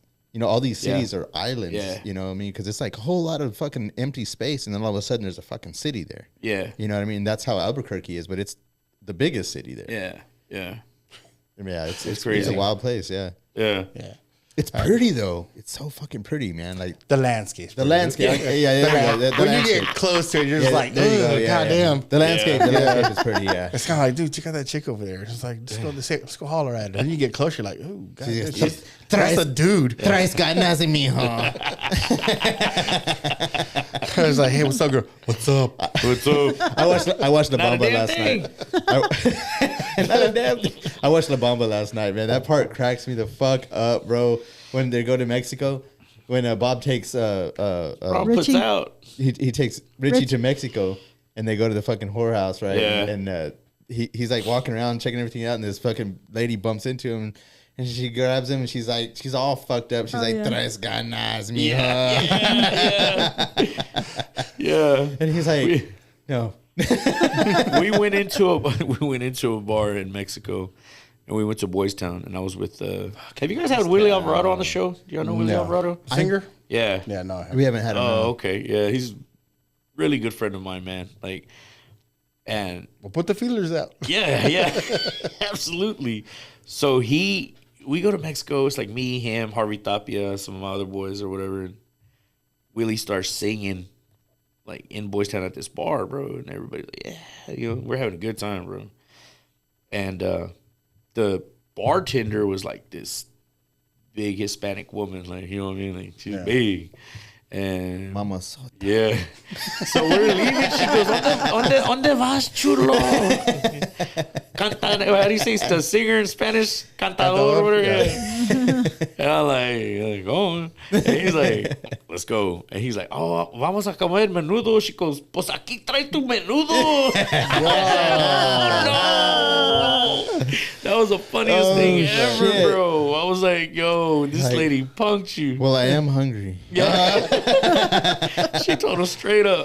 I God menudo. I was like, damn. oh no, bro. I've never in my life. I don't think I've ever seen Willie blush. That one got him. Mexico's wild, bro. That's wild, bro. It's Mexico's another. I wild. tell my kids all the time. Boys I said, Town. you don't understand, man. Boys Town. Yeah. Is that place even open still? Man, I don't know. Dude, I really Boys don't Town. know. I don't know. I've been wanting to take the kids to Acuña just so they can visit. My kids, especially my twins, bro. They love being Hispanic. They love everything about it. Like they go to study Acuña, our, they'll they change study your our mind. culture. Huh? So they go to Acuña, they'll change their mind. Yeah, let's change your mind. But I just want to take them over there just to see the strip and where we used to hang out. But obviously, we're going during the day. You know what I mean? Yeah. Just to make a day trip out of it, and my parents used to tacos. My parents used to want to take me to where the Mercado was at. Yeah, and across the street, there's that fucking hill where all the it's all the houses made out of pallets and shit. Yeah, because they wanted me to see what it was. Yeah, and they're like, see how good you got it. Yeah. God, he said Japanese. Yeah. Oh, you know how good? And there's some Japanese Mexicans over there too. Yeah, there is. Man, I remember whenever I used to go stay with my grandparents. My grandparents lived in Del Rio on my dad's side, and I'd go stay over there for the summers. Man, I used to love it, man, because we would go to San Felipe Park, and they had the freshwater spring that would come up there, San Felipe Spring. Yeah. And right there where it comes up, it's like a little pool. There's a swimming pool on the other side, but nobody goes to pay. You got to pay over there, you know. Yeah. Everybody would swim right there, man. The water was amazing. It was. In San Felipe. Oh man, it was amazing. But then my grandparents would be like, all right, they would go buy me shoes. Let's go buy some shoes. Yeah. All right, cool. Go in the mall. No, we ain't go to the mall. It's to Mexico. Then we go to the Mercado. Yeah. Right. And they're like, all right, we'll find your size. And what it was is this basket. And in the basket, the shoes aren't tied together. They're just thrown in there. You gotta find the right foot and the left foot. Exactly. Yeah, you gotta dig. It's kind of like Ross right now. If you go to Ross, I'm not a fan of Ross because I can't stand the dig through everything. Organization. Yeah, I know. Oh my God. I'm such a bargain shopper though, man. But yeah, the disorganization. Yeah. Well, we used to go there, man. Because I actually stayed in one of those fucking houses on top of the hill. I'm sitting there. Did you? Yeah, we made the fire outside, right? And of course, you bring the ashes inside. Or the coals, I should say. Bring the coals inside. And there's nice and red and hot in these fucking house. And I'm sitting there. I'm fucking young, bro. I'm probably 10, 11 years old. And I remember I'm sitting up against the wall, I'm up against the pallet. And I'm sitting there looking right across, right? And I'm like, damn, this whole thing's built on pallets and bags, plastic bags. Plastic bags. I'm like, damn, this is nuts. Yeah. And I'm like, it was, of course, it wasn't keeping the cold out for shit. No. Yeah. And then, of course, it does get cold down there. Oh, fuck. Yeah, it man. really does. Yeah. Yeah, we went back there. Of course, we were sitting there chilling, and then some guy comes around, and he's selling fucking egg cartons. And the egg cartons just to put on the wall. On the wall. Yeah. He's like, yeah, whatever, fuck. He's going around collecting trash, man. That's what they're doing. They're coming out. He's got these old fucking shitty, I won't say staples. Yeah. Because they weren't really staples. I don't know what the fuck I know what you're talking about, yeah. But they would sit there and dig them in those pallets, right, and then fold them down. I mean, of course, they would pin it and then fold it down. Yeah. Yeah. And I'm sitting there watching this house get built, man. And I'm like, fuck, that's nuts. Yeah. Yeah. It's crazy. And there's a bunch of them. It's not like one or two. Like, we're talking like. Oh, dude, that's a whole fucking colony up there. Yeah. Like thousands. It's a bunch. A lot of people back there. Yeah. Then, of course, further down, man, they would build the houses out of adobe. Mm-hmm. And I'm sitting there. I'm fascinated, right? Because they're flattening it out with fucking rakes, and then they're throwing water on it to kind of pack the fucking dirt down, right? And then they start putting the fucking adobes down. And I'm like, damn, dude, how big is this house gonna be?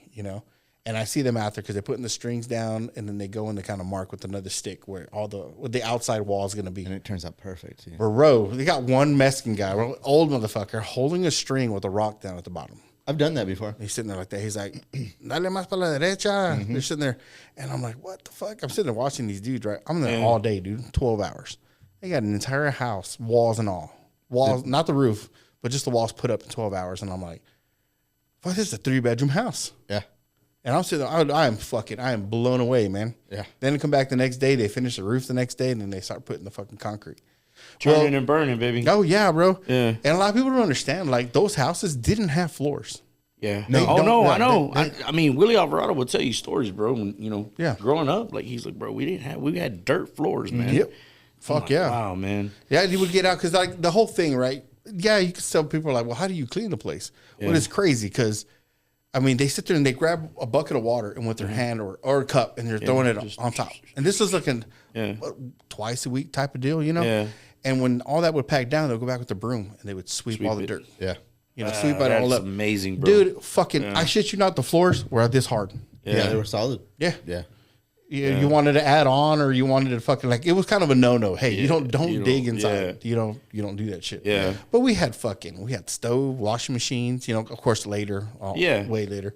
Because I mean when I first started going there, bro, there wasn't running water. You would take your pails and of course there it had 55-gallon drums. Yeah. throw it on the fucking trailer with the goddamn donkey, go down and get some water. Yep. And we're sitting there going, that was our fucking deal, bro. Because like when we went, we were at the time. So you were going down there to visit? Visit family, And, so, yeah. and it was an experience for you. Oh yeah, dude. That's Oh, the man. best time. Like I would have loved to have done that. My uncle Robert, you know my uncle Robert. So it's amazing because you know he's older now, and but man, I love listening to him talk because he's an engineer. You know, it's a super smart guy. Like he graduated. Like I think he was a valedictorian. You know, full ride scholarship. He's a petroleum engineer, retired now.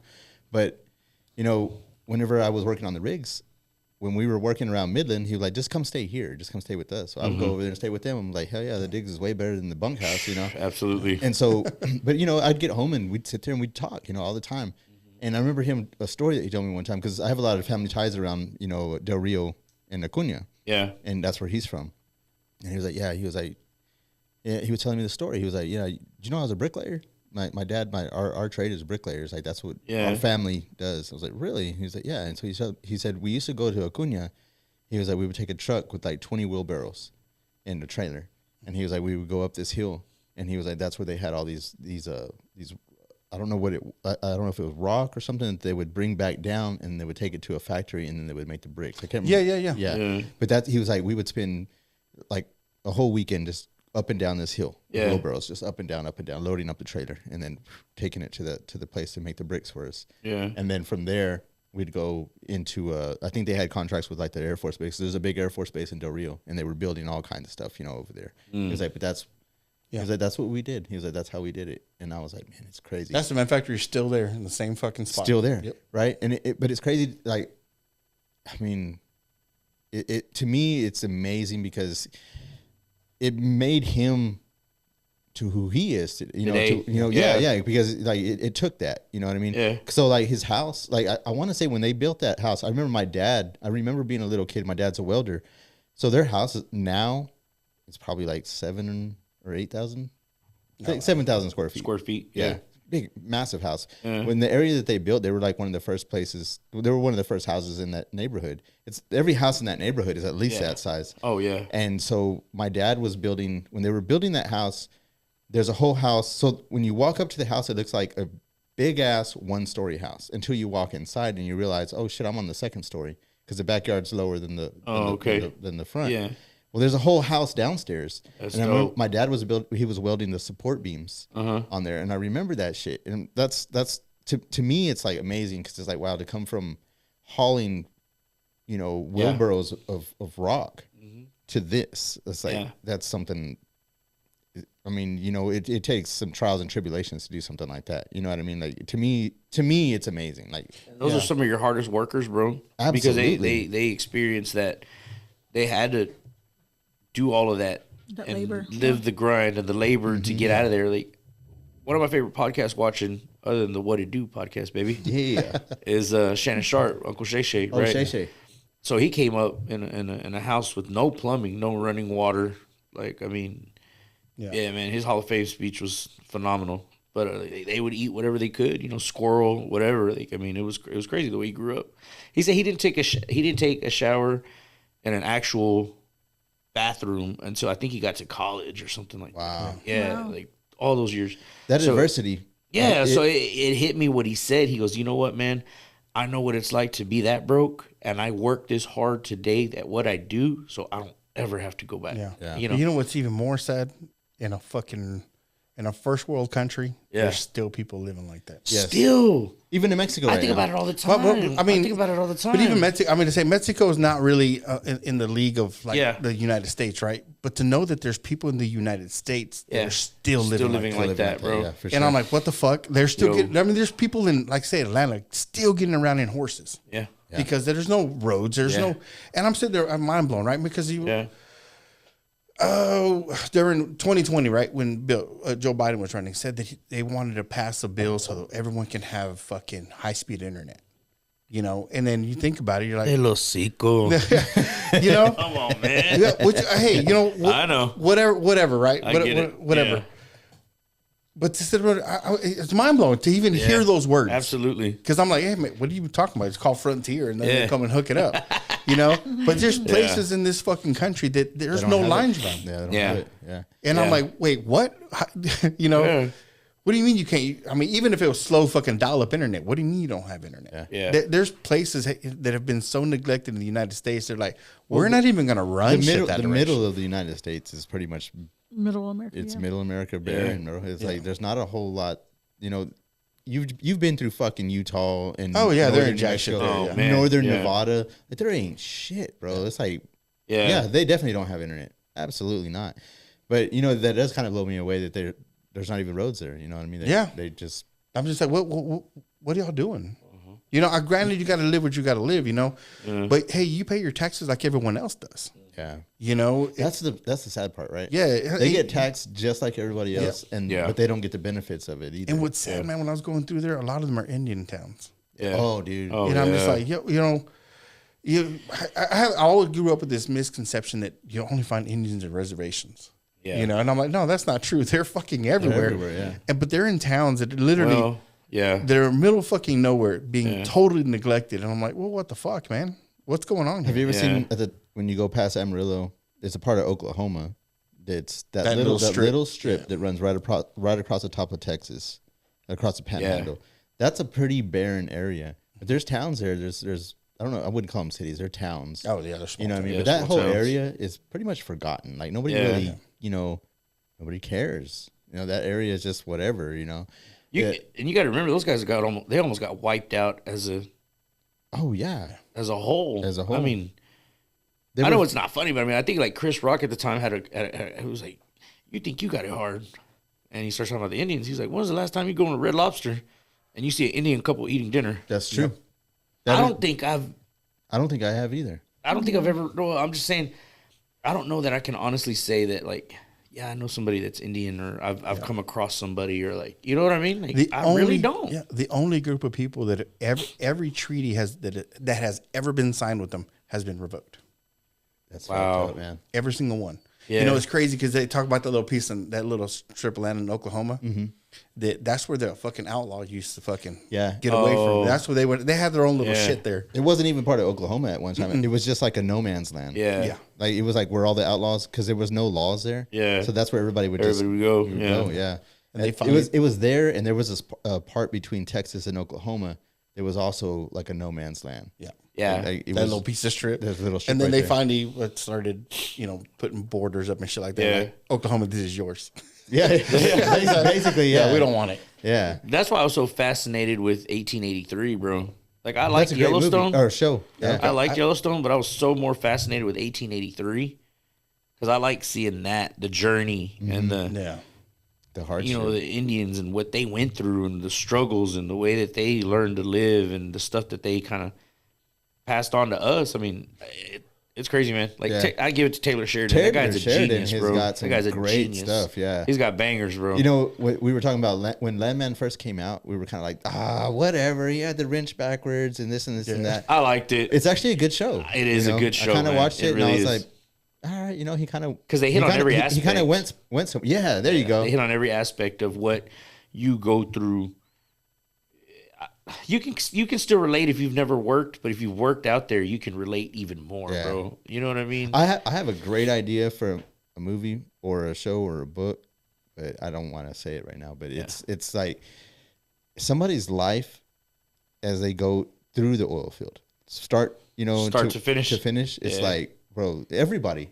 It doesn't matter. Like, there's a fucking story. I guarantee a fucking story, because it's not. You don't just get out there and be like, oh, this is cool. No, fuck no. It ain't for everybody. I'll say that right now. Exactly right. And for people that talk trash about it, you wouldn't hang out there, buddy. You have no idea.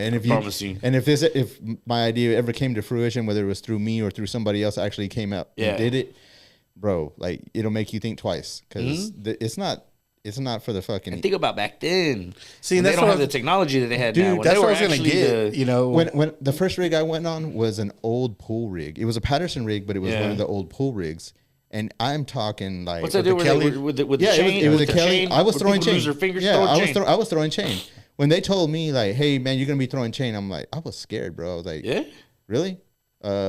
Could somebody tell me how to fucking do this? Because I don't know what the fuck I'm doing. I'm not trying to lose my fingers. And they're like, you'll figure it out. Figure it out, buddy. Yeah. I think if you did it on the aspect of like, hey, fucking being on a drilling rig back in the 90s, early 2000s, nowadays it's like, And old Corey just sat in orientation for 3 days. Oh goddamn! You know, It's different. It's different. It's different. It's way Yeah. different now. Yeah. He's like, he just did 72 hours of his safety Yeah, course. safety course. Yeah, he's got to learn how to run that those power tongs and the pipe wrangler, and Yeah. the driller sits in the cabin. You know, I'll tell man, you- back in the day, the driller had to stand on the fucking brake handle to get that motherfucker to stop. Oh yeah. You know Oh what I yeah. mean? No. You got to stand on the brake handle, and you better hope it ain't slick either. Yeah. Oh, that was because I saw some of them that would wrap rags on it, Cord or rags. rags yeah. and cord, and then I've seen them motherfuckers stand on that bitch, and I'm like, Yeah. what the fuck is going on here? Yeah. Nobody's wearing a goddamn shirt. Hard hats are optional, obviously. I worked on a rig. I don't want to say the name, but they were on TV, and the reason they were on TV is because of the amount of accidents they had. I fucking prayed every day that I had to go to work, and every day that my shift was over, I drove into Midland and applied at every fucking other company because I was like, I gotta get the fuck off of here. Because I had a homeboy that was telling me that his crew leader like was smoking meth before, like yeah. before. And I've then been he's on like, one of my those. life is in this dude's hands, Yes, bro. yes. Like, This company, you know what I mean? If you wanted safety, safety glasses, gloves, and hard hat, go buy 'em. bring your own. Oh yeah. Wow. Yeah, we don't supply those. Yeah. Or you sit there on the drilling rig, right? Like I've been on a couple of them, right? Where I was like, oh, it's cool. You got monitors, and I'm like, I remember a day where I was like, you're staring at a needle. Yeah. Oh yeah. And it's like the fucking needle's just dancing. Yeah. I'm like, damn, dude, how much everything's changed. But you know what? There's still companies that still run that There fucking is. needle. Oh yeah. There is. Their needle throwing chain, Yeah. and I'm like, fuck, ain't nobody. What the fuck? Hey, throwing chain is a motherfucker, man. Oh, you know what? Yeah. Especially to me, I never did it, but to me, Me neither, but I've throwing seen, chain Yeah. is an art. Yeah. Like you've got to fucking, it's a finesse. Like, people want to just throw it. Like, nah, you got to throw your wrist. But when you have to do a trip in, trip out job, and all for 12 hours or whatever it is that you're doing, you're just doing the chain over and over and over. And then not only that, you got to go over to the fucking rat hole and you do a reverse throw. Yeah. That'll fuck you up if you don't know what the fuck you're doing, because you're used to doing it this way. Oh, got to go do it this way now. You know what I mean? Because it's the old school rigs that they're going to use that chain to make it up. You know what I mean? So you've got to. I'll tell you what, you're onto something there, because I really feel like if you once you've been through it, like that job can teach you, humble you. Oh yeah. You know what I mean? Absolutely. Like the progress or the whatever that you you go get through. a lot of these old timers that'll watch that and be like, Yeah, bro. I'll tell you what. Like, so when I told the story the last time I was here about how I almost lost my life in the deal, I had never shared that with my kids. They were too little, and I didn't want to. I've heard. You know what I mean? I've heard a lot of people have reached out and like, man, Yeah. like people that we know. Yeah. Like, dude, I didn't know that. Like people are like, man, I know TJ. I didn't know that happened to him. Like that's crazy. Like I had a that's lot crazy. of people hit me up that said they saw the episode, and I was flattered because I was like, that was a 3-hour long deal, and I was like, you listened to all of it? yeah, bro, and they knew everything that went on, and I was like, man, I was flattered. I really was flattered, and they told me that. They were like, man, I didn't know, whatever. And but my kid, man, I came home. One of my twins, Caleb, I came home from work that day, and I heard him as I walk in. He's listening Oh, okay. to the podcast, bro. And Well, shout out. I think, yeah, baby. Shout out Caleb. Caleb. And so I walk in, and they all watched it on their own time. You know what I mean? Mm-hmm. And he happened to be folding clothes and cleaning. And I walk in, and he came up to me, bro, and his eyes were watery. And he goes, I love you, Dad. And he gave me the biggest hug. And I'm like, what's wrong, baby? Like, and I looked at the deal, bro, and we were already past that. Yeah. He goes, I had no idea what you went through. I had no idea. And I was like, holy shit, man. Yeah. You know what I'm saying? I was like, yeah. And so it's like, but I told him, I said, y'all want to go to the oil field so bad. This is why I don't want y'all to go. You know what I mean? It has its good and its bad, You know what's crazy is I feel like yours was a bad one. That was a bad one.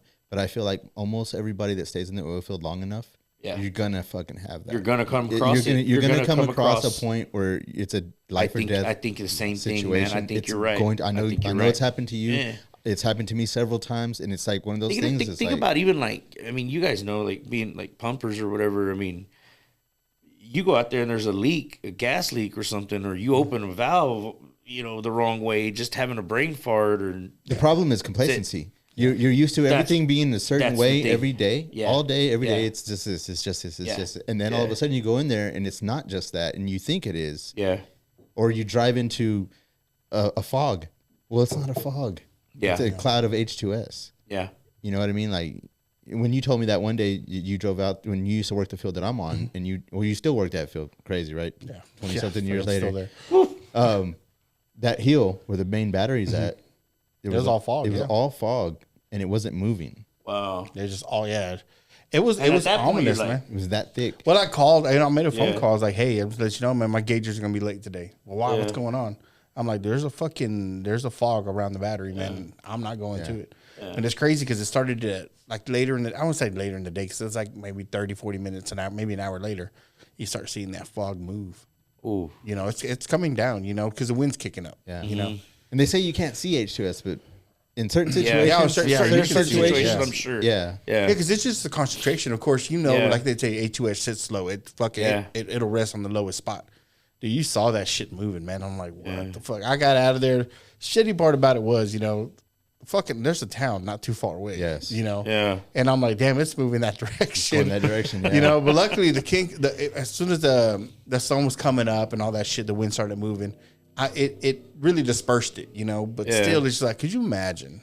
Like we've gotten phone calls, you know, personal, phone calls to the office to be like, hey, you know, we smell gas. And I'm like, what am I going to do about it? Run. Yeah. Yeah. So I've the last time, and it's been a while since I've had an actual good number reading. The last time I had a real good number reading, it was 20,000 parts per million. That was about 6-7 years ago.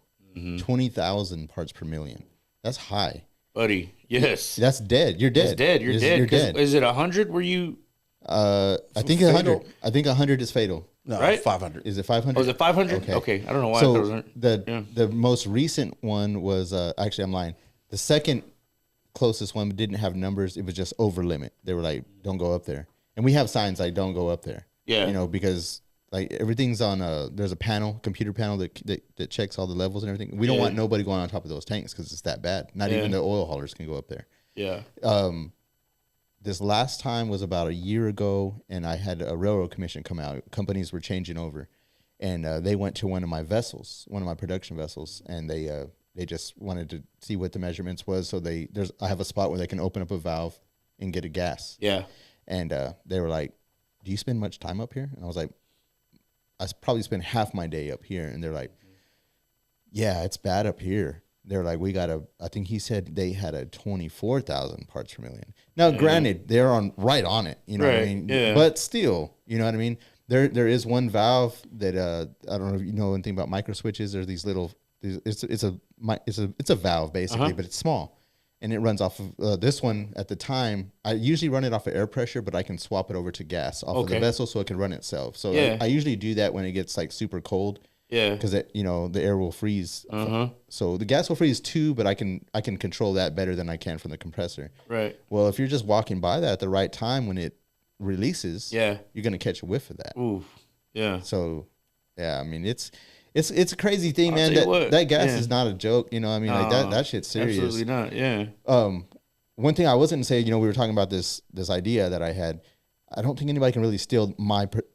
They can probably get close to it, you know, because I was talking about somebody's experience, but the one that I'm thinking of is my actual personal experience, because I always say that the oil field saved my life, and I have a whole leading up to that point, you know what I mean? Like where it started.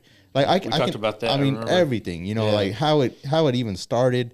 I didn't even care to be in it. I didn't want to be in the oil field. No thoughts at all. You know how it all just went down. Yeah. Because I mean, I can remember it all like yesterday. Yeah. You know what I mean? And it's like, it's a crazy. I look back at it now and I'm like, I don't even know how I'm still here. You know, some of the things that happen, it's like that makes no sense at all. You need to write a script, man, and sell it.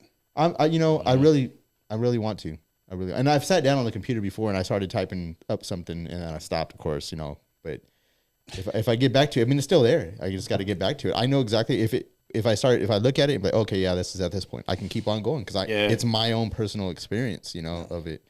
And again, too, man, for me, like the camaraderie I made with those guys out there, that's bro. A whole I still other got thing. brothers that, like I was telling you last time, like we still check up on each other. Like Yeah. text message, Facebook, whatever. As you know, when we checked up on each other the most is when I got let go during pandemic, and some of them were still there. Okay. You know, and they were reaching out to me, like, "Hey man, how are you doing? How are the kids? Everything good? Y'all Because straight?" Y'all get close to that. Oh man, Y'all get like you're a crew. Yeah. I mean, I'm sure you experienced this. I know you have especially with the Roustabout crew. Oh, we still keep in touch through Yeah. memes. yeah, Everybody's still like, you've been through some shit. Yeah. And you've been through some shit with some people. Yeah. And it's a lifelong thing. Like, it's Yeah. like, man, it's you a know, forever thing, it's a forever man. I thing. feel Trauma like bonded. yeah. The coolest one. bonded. Yeah. Oh, Exactly, dude. Yeah, yeah. that's a thing. That's a thing. Trauma bonding. Absolutely. We were. That's a good term. Oh, trauma yeah. bonded. The one that sticks out for me, right, when I'm watching fucking Victor, right, when that fire breaks out. 'Cause Oh, shit. that was mind blowing. Yeah. I caused the fire, right? So I got sued and that shit over with. But anyways, I'm sitting there watching, right, because he's like, we're putting out this little fire, and then before you know it, I mean, I'm literally talking seconds. Got out of hand. You know, got completely out of hand, and I look up because I'm like, all right, we're done, dude. This is we're Yeah. not. This is out of our control. I look up and homeboy's over there fucking stomping fucking fires out, and I'm like, get the fuck out of there, dude. Yeah. Like I can't see him no more. Yeah. Oh, You know, that and is I'm not like, good. fuck, get the fuck out of There's no there, need bro. to be a hero. Yeah, dude. No, none of that Yeah. shit. We fucking got in the truck, and dude, I remember it clear as day. I was like, I was kind of like worried, but I'm like, there's nothing I can do. It's like kind of one of those like, Yeah. what the fuck do I do now? Yeah. Got back to the truck, got on my phone, called the fire department, you know, and I'm like, Yeah. hey, there's a fire. I gave him directions, you know, as Yeah. best as I could. And of course, Victor comes into the truck and he's scared, you know. He's like, fuck, what do we do? And I'm like, dude, what are you worried about? This is my company, you know? Oh. And I'm like, hey, dude, it is what it is, man. There's nothing we can do. you Yeah. know? When it was all said and done, it was like 17 acres that got burned. Yeah. You know, no, it wasn't a lot. They came, boy, they're fucking firefighters. They got that shit down to the science. Yeah. Oh, yeah. They know. Oh, Oh yeah, yeah. they know how to put that shit out. bro. You know, get the fuck out of the way. That's all they care about. Get Yeah. the fuck out of the way. We'll deal with it, you know? Yeah. And they knocked it out. Oh, yeah, dude. I was really surprised. I'm like, damn, fuck, okay. Yeah. And then have to make phone calls and then be like, fuck, what happened? And I'm like, well, you know, this is it. And I'm like, yeah, no, I get it. Yeah. I've only had one fire breakout where I'm at, and but the wind wasn't blowing, which saved us. You know what I mean? If the wind would have been blowing, it would have Yeah. been It's a totally different story. But I thought God had a different story for us because the wind wasn't blowing when that fire broke out. When it made it to the grass, it's like, oh, you're gonna turn on the air conditioner now? now the wind blows. Yeah, it's Yeah. like, yeah, it went to blowing good. Sorry. No, you're good. You're good. Shit. I remember that when that shit went down. God damn. Yeah, man, having to make those fucking phone calls, and I'm like, fuck.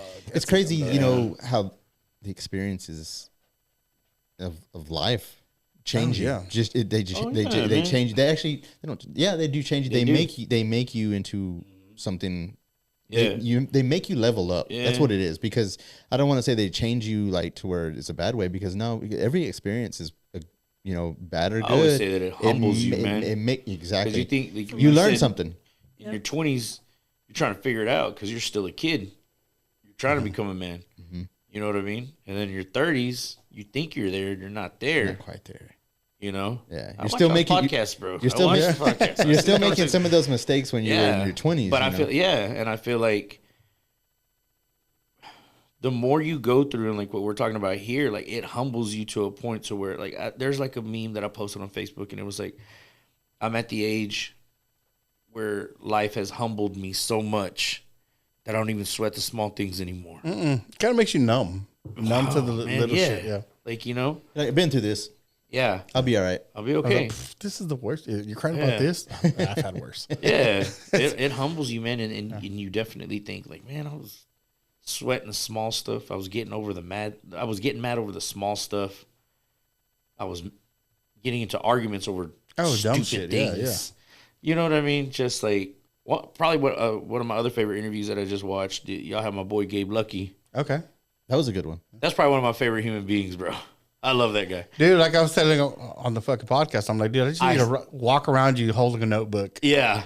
I'm like, you're be my Buddha, bro. I love the way you kept it real because you're like, I'm not going to lie to you. I had a totally different perception of you before this interview. And a lot of people do, man. I've known Gabe since he had hair. Since I had hair. Shout out to my bald brother. Love you, Gabe. But, I mean, we used to party in our 20s. And Gabe is who he is. He's genuine, bro.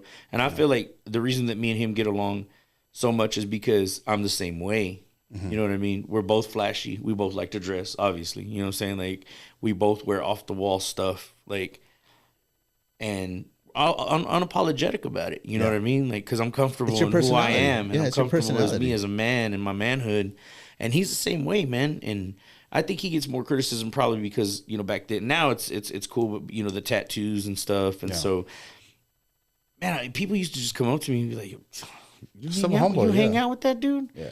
I'm like, yeah, that's my dog, bro. And y'all didn't even get into that conversation. You know, he used to box, right? No. I did not know that. He didn't even bring that up. He used to train. Yeah, I was super surprised. I was waiting for him to bring that up. Yeah, no, he never he used to box. Gabe can box, bro. He used to actually, like, train. Okay. Like, his family, they come from that bloodline, bro. You know what I mean? So, yeah. So, be careful about making fun of what he wears. You know what I mean? Yeah. But yeah, you know, I mean, obviously we've come a long way, but we hit it off, man, when we first met, like in our 20s. Can you imagine us hanging out in our 20s? Oh my God, bro. And we used to love. We were talking about ladies, watch out. Yeah. We used to love, like what we were talking about earlier, how you got to go out of town to dress up and feel good. Yeah. And you know what I'm saying, when you're in a bigger city. So me and him, we'd go to Austin and San Antonio with like Willie Alvarado and Los Lonely Boys and stuff. And, you know, like back then, like I would not be caught dead wearing these shades in San Angelo back then, you know, because I'd wear them when we were on the road, when I was on the road with Los Lonely Boys, or me and Gabe went out to a bigger city. But then I just got to the point where he's like, you know what? Fuck it. I am who I am. Like me or not. I like what I like, yeah. You know what I'm saying? I like what I like, and I'm secure in myself. And, man, Gabe is such a genuine dude. It's a confidence. Yeah. Like, he, what's the word I'm trying to think here? He exudes confidence. Like, it just pours out of him. And so it makes some people feel uncomfortable. Yeah, you know what I mean? It's an insecurity thing. It's an insecurity thing, yeah. And that's why I love Gabe so much, bro, because he's just unapologetic. Yeah. You know what I'm saying? He loves who he is as a person, and he's not going to apologize for it, and he shouldn't. You know what I'm saying? No, fuck no. We get along great, man. That was a great episode, and you guys did phenomenal job with that. But I was just glad that y'all had him on here, and then like I was grateful to hear you like being like that. That's what I love about you too, is because you're real, and you told them straight up. Yeah, like you told them straight up. Like, hey man, you're a totally different perception. What? Well, I mean, I hope when I left the studio that night, I was like, God, I hope it didn't offend him with what I said. You know, because I didn't mean it to be offensive. No, he won't. Yeah. No, you were just being real though. I mean, but I see you looking at me like you're just like, no. What? I'm just fucking with you. Yeah. But no, because I mean, you know, that's something I am working with. Yeah. You know, because like I said before, I had a different perception about Abraham. Sure. You know, other people's perception of him. I was like, oh, okay, that's what type of dude he is. And then I don't know, one point I was just like, no, I don't know what I don't know. We just started talking. Yeah, we just started talking. I'm like, oh, fuck, you're not nowhere near what I thought you were, you know? I'm like, you're worse. Oh, it's good. No, but it's and now I gotta be your family. Right? So I don't let that do that. I try not to. I mean, of course, old habits are hard to kill. Sure, 100%, bro. I think we've all been guilty of that. Is that you judge a book by its cover and you don't even give them a chance. I know that there's guys that I'm like, fuck is this dude? Yeah. And then he makes his way to come talk to me, or something happens where a mutual friend gets us to talk, and I'm like, man, this dude is he's legit. You know what I mean? And it just, so I always try to never judge a book by its cover. Sometimes it's hard. It's hard. It is hard. It is hard. But I will tell you. But it's old habits, man. It's like it's just old habits you got to break, and especially now that we're getting older, I look at it now and I go, yo, I spent too much of my early years like fighting and doing dumb shit. Like now I just want to love everybody, bro. Yeah. I just want to be in love with loving everybody and be in peace and harmony and getting along with everybody. You know what I'm saying? Like that's what it's all about, man. Because we have more years behind us than we do in front of us. Absolutely. You know what I mean? And I look at it all the time. I'm like, you know, I was thinking of my mom because we were talking about it when I came in, and she's like, oh, you're Valentine's Day. Like, I'm like, yeah, Valentine's is coming up. That's what's up. But this time of the year is always hard for me because, well, in January, my parents, they that's their birthday. They were born 5 days apart, bro. Same year. Shit. Damn, that's crazy. Same hospital. Like, Oh wow. you know what I'm saying? They were meant to be together. I Yeah. think they met like when they were in 8th or 9th grade, and they were together the whole Same hospital until too, my you mom said? passed. Yeah, Oh shit. until my mom passed. And my mom passed in my early 30s, man. She had a disease called scleroderma arthritis. And so what it does is it's a tightening of the skin. Okay. So it tightens your skin so bad that it looks burnt. You know what I'm saying? Okay, yeah. All your skin, right? And I remember being a kid, you know, you're a kid and you want to wake up in your parents' bedroom, so you sneak in there at night. And I remember waking up, and I was 10 years old, man, or 8 years old, something like that. I was 8. And I remember waking up and her complaining to my dad that these manos están hinchados. They were swollen and they itched. And so he's like, well, we'll get it checked out, babe, whatever. She started having more problems. So they go, she goes to get looked at, right? And then they tell her, hey, you need to go to specialists. She went to a specialist. And they told her, you have what's called scleroderma arthritis. I think like 1 in every hundreds of thousands of women get it. It's a rare disease, but super rare disease, right? So she caught it at a young age, and we were young. And they're like, fortunately for you, it's not the fatal one, because there's 2. There's one that you can live with your whole life, and there's one that's fatal. Okay. Eventually, so it's a tightening. Think about this. If it's tightening up your skin on the outside, what's it going to do to your insides? Yeah. So the fatal one starts tightening up your organs. So your kidneys go out, your liver goes out. You know what I'm saying? Yeah. Oh man. All that stuff. So yeah, so we found out the hard way. I think she got diagnosed when I was 8. So when I was 16, my sophomore year, I come home, and I think it was like August. It was like August. I'll never forget. And we come home, and she can't breathe. She can't breathe, and she's freaking out. You know, my grandma was like an ordained pastor, and they live next door. So she's over there. She's trying to pray for her and all this stuff. I'm like, yo, can somebody call the ambulance? I'm freaking out. So I call my dad. I'm like, you know, he worked for the city, and he could always get out. He could get out whenever he wants. I was like, Dad, please come home, bro. Like, Dad comes home. We call. We finally get an ambulance there. They get her, take her to the hospital, bro. After that, it was a wrap. She was in a coma for like, no, she stayed in the hospital. That's when they found out it was fatal. So then she was in the hospital from like August all the way through December, bro. And she just starts to digress. Like, she starts having seizures. Yeah. And I remember my dad being such an OG, like, because I'm getting my license, because October rolls around. You got to think, this is months she's in the hospital. October rolls around. I'm 16. I get my license. My pop's like, here's the keys to our car.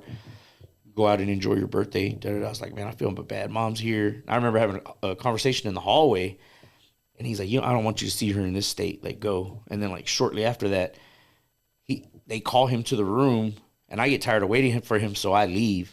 And then I found out later he called me that she had a seizure. They couldn't figure out what was going on, right? But her organs were shutting down on the inside, so she's having seizures. She's having all kinds of stuff, right? Christmas, right around Christmas comes, and they call us into the room. They're like, she's not getting any better, like, at all. And so they're like, you know what? She's not going to make it past Christmas, let alone New Year's. And it's like me, my mom, or me, my dad, my sister. And, my sister's bawling. She's 2 years younger than me. And so we're all bawling, and I'm like, man, bro. My dad always had faith. My grandma was like, nah, we're not going to accept that. You know what I mean? She was a pastor. She said, we're not going to accept that. My dad, we all got down on our knees that night, man. They're like, she's not going to make it through the night, let alone New Year. We all got on our knees, bro, and we prayed. I'll tell you what, she made it. And she made it past New Year, and they released her, but they're like, hey, she's pretty much going home to pass. Yeah. So people were trying to come pay their last respects. My dad was like, if you don't believe she's going to get healed, everybody out. You know what I mean? Like, I don't want none of this condolences. Negative. Don't bring the Catholic stuff over here. Like, get out. You know what I mean? Nothing against Catholics. I'm just saying, they're trying to come do the stuff. And so, anyways, man, long story short, she ends up making it. Well, she has to learn how to, like, walk and talk again. Like, all this stuff, bro. Like, she's like a baby, man. And my dad was there through the whole thing. Man, he was right there for her, and he nursed her back to health. And then she got on what's called dialysis because her kidneys gave out. Yeah. Right? So I'm seeing all this stuff at a young age, so I know all this stuff. That's why I tell y'all, I constantly get checked out, bro. And she gets on dialysis, and I remember back then, you'd have to go to a center and you'd go and they'd plug you in for so many hours. Yeah. And it's getting your old blood out and putting new blood in. You know, it's cleaning it basically. Yeah. So then she went from that to where they're like, you can do it from home. And bro, they put this big ugly plate under your skin and you hook up to that. Yeah. Right. And then that started giving out on her. So then she went to the bag. She had it in her stomach. She had to do it 3 times a day, bro. Sometimes 4 if it was bad. So can you imagine? Like, and it makes you weak too, because my grandmother was on it, and I remember whenever. I'm sorry, not to take away from what you're talking about, but I remember how weak she was afterwards. I mean, it was like just so weak, you know. Yeah. I mean, it's like you know, it's just like quality of life. So can you imagine? We go out of town, we got to rush back to the hotel because she's got to do her dialysis. Yeah. Or you can skip it, but you're going to be up late at night doing the other one. You know, 3 times a day, bro. Damn. You got to stop what you're doing, get to the house where your equipment's at, and we got to sanitize everything, put a mask on, have all the doors closed. If somebody knocks, like, bro, your life expectancy, especially back then, I think it was like 5 years, 7 years tops. Yeah. She lived with that disease on dialysis for 17 years, bro. Wow. She's a definition of like a fighter, bro. She's a warrior, bro. Like, there's times like now that I'm older, I go, yo, and hey, man, I remember like when her skin started tightening up on her. You got to think about that, bro. Can you imagine your skin? So your bones and everything hurts. Everything is squeezing. Like your body. I remember waking up and seeing her. Like I would get up, and my dad's walking her in the living room, and because they don't know what's going on, you know, this is all new to them, and she's crying and everything. She went to work the next morning, bro. On time. She was a receptionist at Shannon Clinic, bro, and never missed a day. Never called in. So now I tell the boys, when I think about it now, I go, you know what, man? If she could go through that, if I have too much of this, I need to get my ass up and go to work, bro. You know what I'm saying? Like, there's no need. There's not an excuse. There's not an excuse, brother. 100%, man. And so I watched her go through all that to say this. She fought all those years, man, and we got to see her. That's why I always say God always has a bigger plan for us. Like I don't think like when doctors say this, nah, bro. I'm gonna believe in God first and foremost. So that's where I'm gonna put my faith. And she ended up living.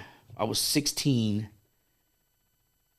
when she should have passed. I was 15. I was gonna turn 16, right? I was 8 when she got diagnosed, and she passed when I was 30. And I think I was 32 or 33, right in there. 32. So she got to see me graduate. You know what I'm saying? She got to see my sister graduate her first time from college, get her bachelor's. She got to see my oldest, my twins, or my middle Christian, my twins. You know what I mean? But she gave me, my dad gave me my confidence, but my dad would never rock this. He's old school from the Vadio, bro. He would tell me, baby, it looks good on you. I can't pull it off. You know what I'm saying? But she gave me that boost of confidence. Like, you wear what you want, baby. Like, she showed me, like, she showed me how to color coordinate my clothes and everything, bro. And, like, we went to a private school back then. So at nighttime, I'm ironing my clothes, my uniform. And I was so mad, Oscar. I remember thinking, like, why am everybody else's parents is ironing their shit for them? Yeah. You know, my dad would tell me my mom would iron all their stuff and do whatever. My dad didn't know how to use an iron, bro. Yeah. You know, but she was preparing me for life because I think she knew her days were numbered. Yeah. She knew because this was after she was sick. You know what I'm saying? Yeah, so she wanted to make sure that she taught you everything. She taught me everything. She told me later on, like on her deathbed, she told me, she was like, you know what? I taught you all of those things so you'll never have to depend on a woman. Ever. I don't ever want you to have to depend on a woman for anything. You're gonna fend for yourself. I can cook, I can clean, I can wash dishes. You know what I'm saying? I know how to iron. Yeah. And it came in handy because I'm a single dad now. You know what I'm saying? And I got custody of my twins. So all of that stuff came in handy, bro. And I thank her every day. I could pass it down to them now. You know what I mean? Yeah. She taught me how to. Remember back then we had a checkbook, you know, and how to write everything in the back. Yeah. Bro, she taught me how to get it down to a penny. How to balance out a checkbook, bro. She taught me all of that stuff. And I was like, but she told me in her final days, she was like, I knew my days were numbered, and I wanted to make sure that you were not left without nothing, or that you ever had to depend on a woman. She goes, I seen too many times in my tios where, because you know how Hispanic men are, they just give the check to the wife. Yeah. She goes, I've seen too many people get burned because they leave and then they don't know what to do, and the money's gone because she done spent it. And I'm not talking bad on women. I'm just saying it could go vice versa. I'm just saying if you're not educated and you don't know how to do that stuff, you know what I mean? She taught me so many gems, bro, that to this day, that's why I am who I am. You know what I mean? And I dress the way I dress, and I take care of my boys, and I provide for my family because I got that from her. I got best of both worlds from her and my dad. But I remember my best friend Alexis Perez, bro. She was like, we went to see her, bro, and I remember the doctors telling me, I had friends that were working there, and she was on, that when the dialysis stops working, I think you got 5 days. Yeah. Something like that. Yeah, because all the fluid starts to build up. Yeah. But she started getting like sores on her legs from where she was like a vegetable, pretty much, Yeah. And, my dad was like telling me later the things that he saw, and I'm like, I'm glad you kept me away from that stuff. I don't know if it would have scarred me probably, you know what I mean, even worse. But, and then the night before she passed, my best friend Alexis was telling me, she was like, hey, why is mom, because she called her mom, why is mom fighting so hard? Like, I don't understand. And I go, you know what? And everybody can relate to this. I said, she's the glue of the family, baby. She's the glue. She's afraid that once she goes, there's going to be turmoil. There's going to be, you know what I'm saying? Yeah. Oh, yeah. It never fails, man. Yeah. You see it in movies. You see it in everything. And I remember I remember I walked in that night and I go, yo, I need everybody out of the room. And everybody got out. And she was unresponsive. You know what I mean?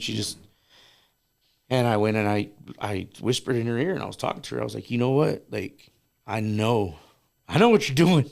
I know why you're not leaving, And I was like, I just want you to know, like, Dad's good, man. I've never seen him in such a great space. Like, he's on fire for God. You know what I'm saying? Sis has got her bachelor's. We got Elijah. I got my boys, the twins. We're good, And I just remember telling her, I was like, you know what, Mama? If you're tired, go home, man. I know you're tired. I know why you're fighting, Yeah. And, man, I'll be damned. Like, she couldn't respond, and she had a tear come down her eye. I gave her a kiss on the forehead, and I left, bro. Sometimes I wonder if I should have stayed, but the story my dad told me that she passed away that night, bro. Yeah. That same night. And I remember my dad calling me that morning. He goes, you need to get over here, boy. She's gone. And I was like, and me, I'm thinking he's going to lose it because they've been together since they were in the 8th grade, bro. Yeah. They're in their 50s. Wow. That's all he 56 knows. when she passed. That's all he knows. She was 56 when she passed. And he told me, man, that she passed away. You know how the deal, it goes flatline, right? And he grabbed her, bro, and he was like, don't leave me. You know what I'm saying? And she looked up at him. She took one. She looked in his eyes. She woke up, looked at him. She took one more breath, hugged him, boom. And I was like, yo, I was not meant to be there. You know what I mean? That was their moment. I thought about it because I always thought like I should have stayed the night, Yeah.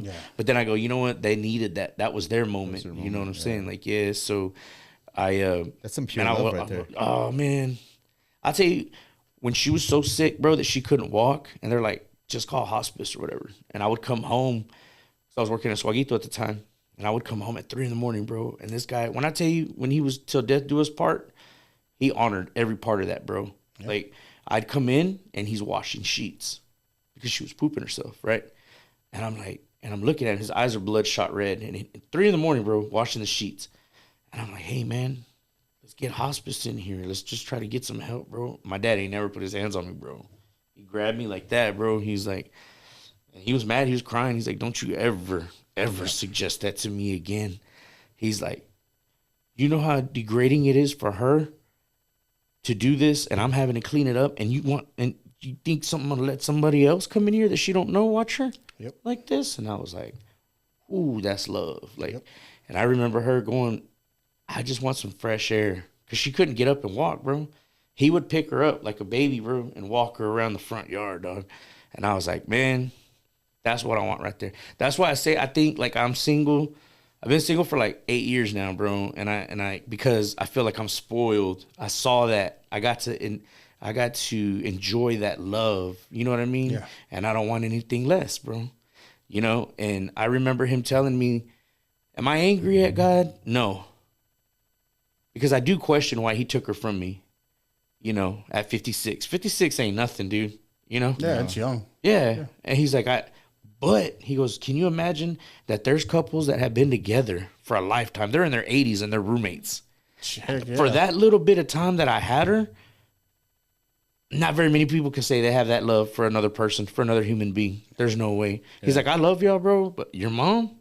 And I was like, yo, like, I get it. You know what I mean? That's why it gets me sometimes, man, when I see these posts where it's like, I'll never choose my spouse over my kids.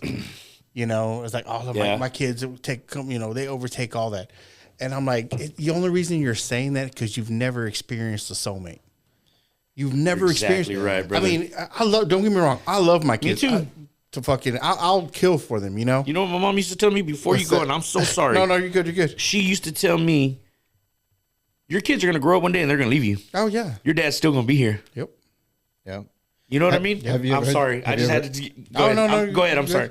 I got to cut you off real quick too. Have you ever heard this? So it's a saying that says, you know, it's about, you know, your spouse and your mom. Like, who, as a man, like the love that you have, those are two different loves, totally, completely different loves, right? But the love that you and your wife have is actually really stronger than the love that your mom and you have. Oh, absolutely. Because she chose you. Yeah. Your mom had you. Yeah. Not that she has to love you, Sure. but, you know, that's just a natural thing, right? Yeah. But the wife, she chose you. Yeah. That's a different thing. Oh no, absolutely. way Because it's different. like, it's deep. It's real deep. yeah, it's basically giving up everything. Yeah. You know what I mean? It's like, hey, I could go do, I can live my life the way I want it, but you know what? I'm willing to give up my, God, I don't even know what to call it, but I'm willing to give my extra shit to share this life with you. Yeah. You know? Exactly. And a lot of people don't understand that, man, because I see these posts and it bothers you. Yeah, it bothers me. And I get it. I love my kids. Yeah. I get why you love your kids. I get that. But to sit there and be like, oh no, I mean, I'll choose my kids over my husband all day. Yeah. And I'm like, yeah, that's crazy, man. Because I mean, put me in front of it. Give me that decision. I don't know what, I mean, I don't know how to answer that. Yeah. You know, because there's two, you're right, two different types of love. Yeah, I love my kids and I love my wife, but damn, my love for my wife is completely different. Yeah.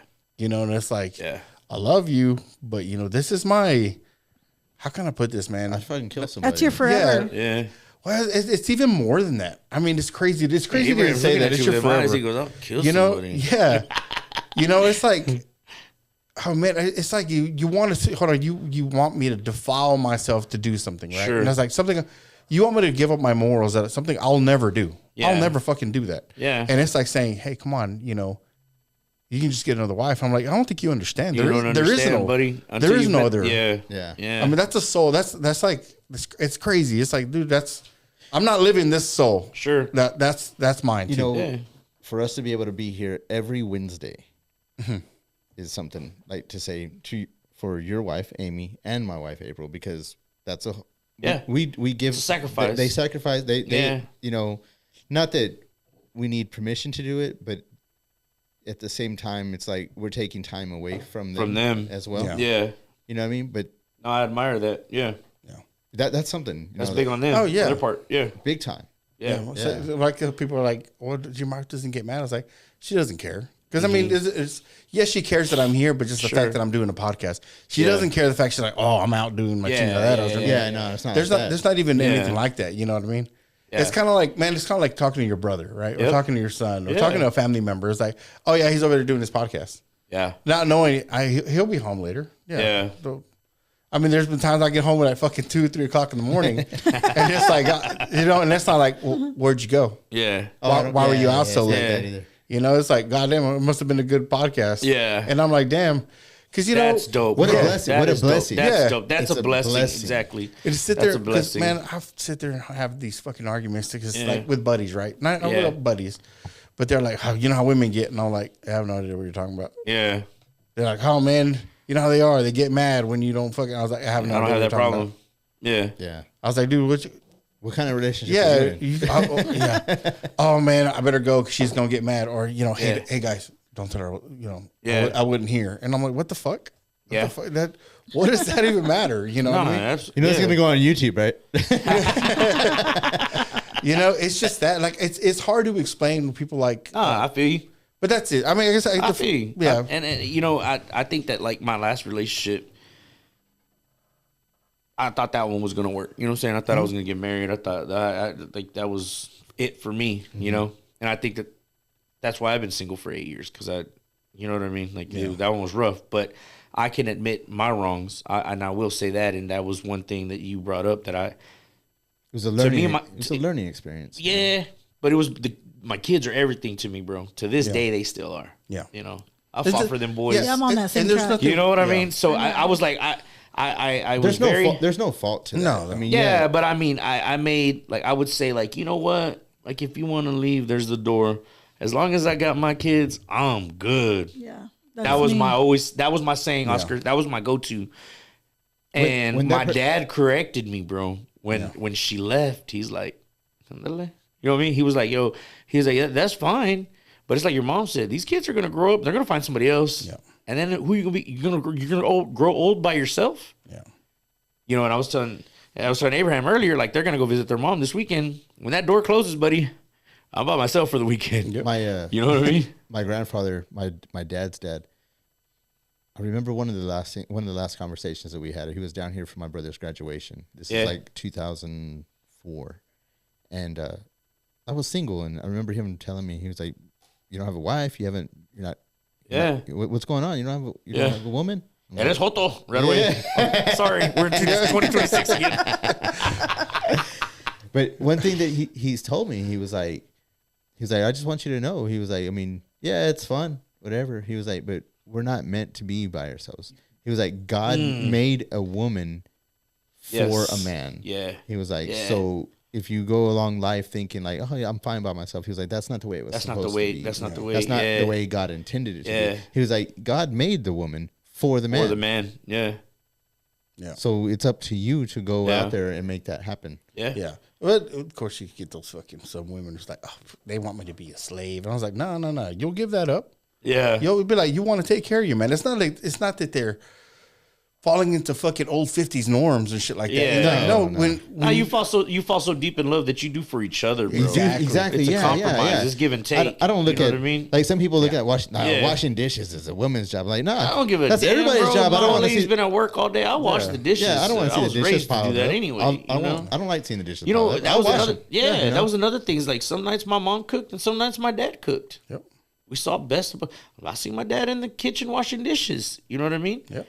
He didn't do that as a kid because my grandma didn't let him, but he learned with my mom real quick. Yep. Same way my mom didn't know how to cook, but when she married my dad, she sure learned how to cook. You know what I mean? Like so if you love somebody, it's give and take, bro. Yeah. You're gonna. There's compromises. There's compromises. You're gonna want. Here's the thing, man, Oscars. You're gonna want to go out of your way for that person. Absolutely. That's what it is. Like the whole shit is like, if he really wanted to, he would. No, he already. If you're married and you got your soulmate, he already did. Yeah. He already did it. Yeah. You know, there's no wondering, is he going to get up and do that? Mm-hmm. Is he going to? It's already done. It's done. Done. Yeah. Yeah. And I try to explain that. It's like, oh, no, man, I can't never fucking, I can't never, give up that shit or I can't never give up control. And I'm like, that's your problem. Yeah. That's why you'll never find nobody. Yeah. Because you think there's roles. Yeah. There's not roles. There's not. Yeah. It says in the Bible, you become one. Exactly. That's you know what I mean? Yeah. You become one, bro. Like, and I saw that. Like when she passed, I'll be honest with you, man. My dad was never the same after that. Like he just wasn't. You know. It can't be, man. It's tough, man. You know, you can try to fill that void. Like I say, he had a girlfriend not shortly after, but a little after, and he was just the type of dude. He wasn't used to being alone, but he would always tell me, he was like, "Yeah, man, this ain't your mom, bro." I'm like, I get it, man. He's like, I lost my soulmate. You know what I mean? Like, she's gone. Like, but it's tough, man. But, oh yeah. Yeah, I don't think I could ever get remarried. I feel like you, man. I feel like I'd be the same way. Like if I lost that person. And look at me now, bro. I've been single for 8 years, bro. You're just. Y'all been married for what, 20? This year would be 21 years. 21 years. Yeah. And it's kind of like I'll just be chasing somebody to fill a void. Yeah. That's all it is, bro. And all you worded that perfectly. Yeah, man. It's just after that, it'd just be comparing. Yeah. And I'm like, oh, man, I can't. No way. I can't do this to you. Yeah. Yeah, we're great. We get along, but I'm too busy. Well, gosh, Emmy would have never done that. Yeah. You know? I was like, what's, you know, and I'm sitting here trying to feel, because I mean, that's another thing too, you know, some people, when they do get remarried, man, it's just like, oh, it's so much shit. And it's like, well, I'm not your ex-wife. And I'm like, man, I never wanted you to be, but you keep comparing me. And I'm like, oh, sorry, I didn't mean to do that. You know, and you can't help it because you've been changed. Oh, yeah. You know, 20 years. Yeah. You're changed, you know what I mean? And so then you, all of a sudden you got to change again. Yeah. Like that's, you know, that I don't even I lost half of my soul, man. You want me to give up the other half? Yeah. There's going to be none left, you know? Yeah. You know, and that's like, there's not enough. I'm sorry. There's not a whole soul to give away no more. Yeah. Yeah. There's just going to be empty meat to compare. It compares everything. Oscar to go around, baby. Yeah. No, and not. I mean, you know, to a point. Yeah. There's not enough of that Oscar, the Oscar that wasn't. Yeah, loved. because The that Oscar Oscar's felt done. so- Yeah, you If want you to think about it. Yeah, That's how I felt like with my dad. I was like, yo, there's before mom and after mom. Oh, that was dead. You know what I mean? Guy had never been in trouble in his life. Like, I mean, he had his little run-ins with the law, and you know, he's very fortunate to escape some of the stuff he did. And I mean, the guy loved to fight. I mean, I don't know what it was about him, but you know. And after my mom, I mean, he, like I told y'all the last time, it's not a secret. I'm not proud of it, and I didn't bring it. The only reason I brought it up was because I was saying, you know, how he got locked up, and that's when I almost passed away. And I was like, he's gonna lose it if I die in here. You know what I mean? But he would have never been in that situation had my mom been alive. You know what I mean? I truly believe that. I know that. You know what I mean? Like, some things you just don't recover from, man. You know? And I look at it now and I'm like, at my age, I'm like, I'm young to not have anybody. I don't have any grandparents on either side. I don't have my mom or my dad. It's just me and my sister and our kids.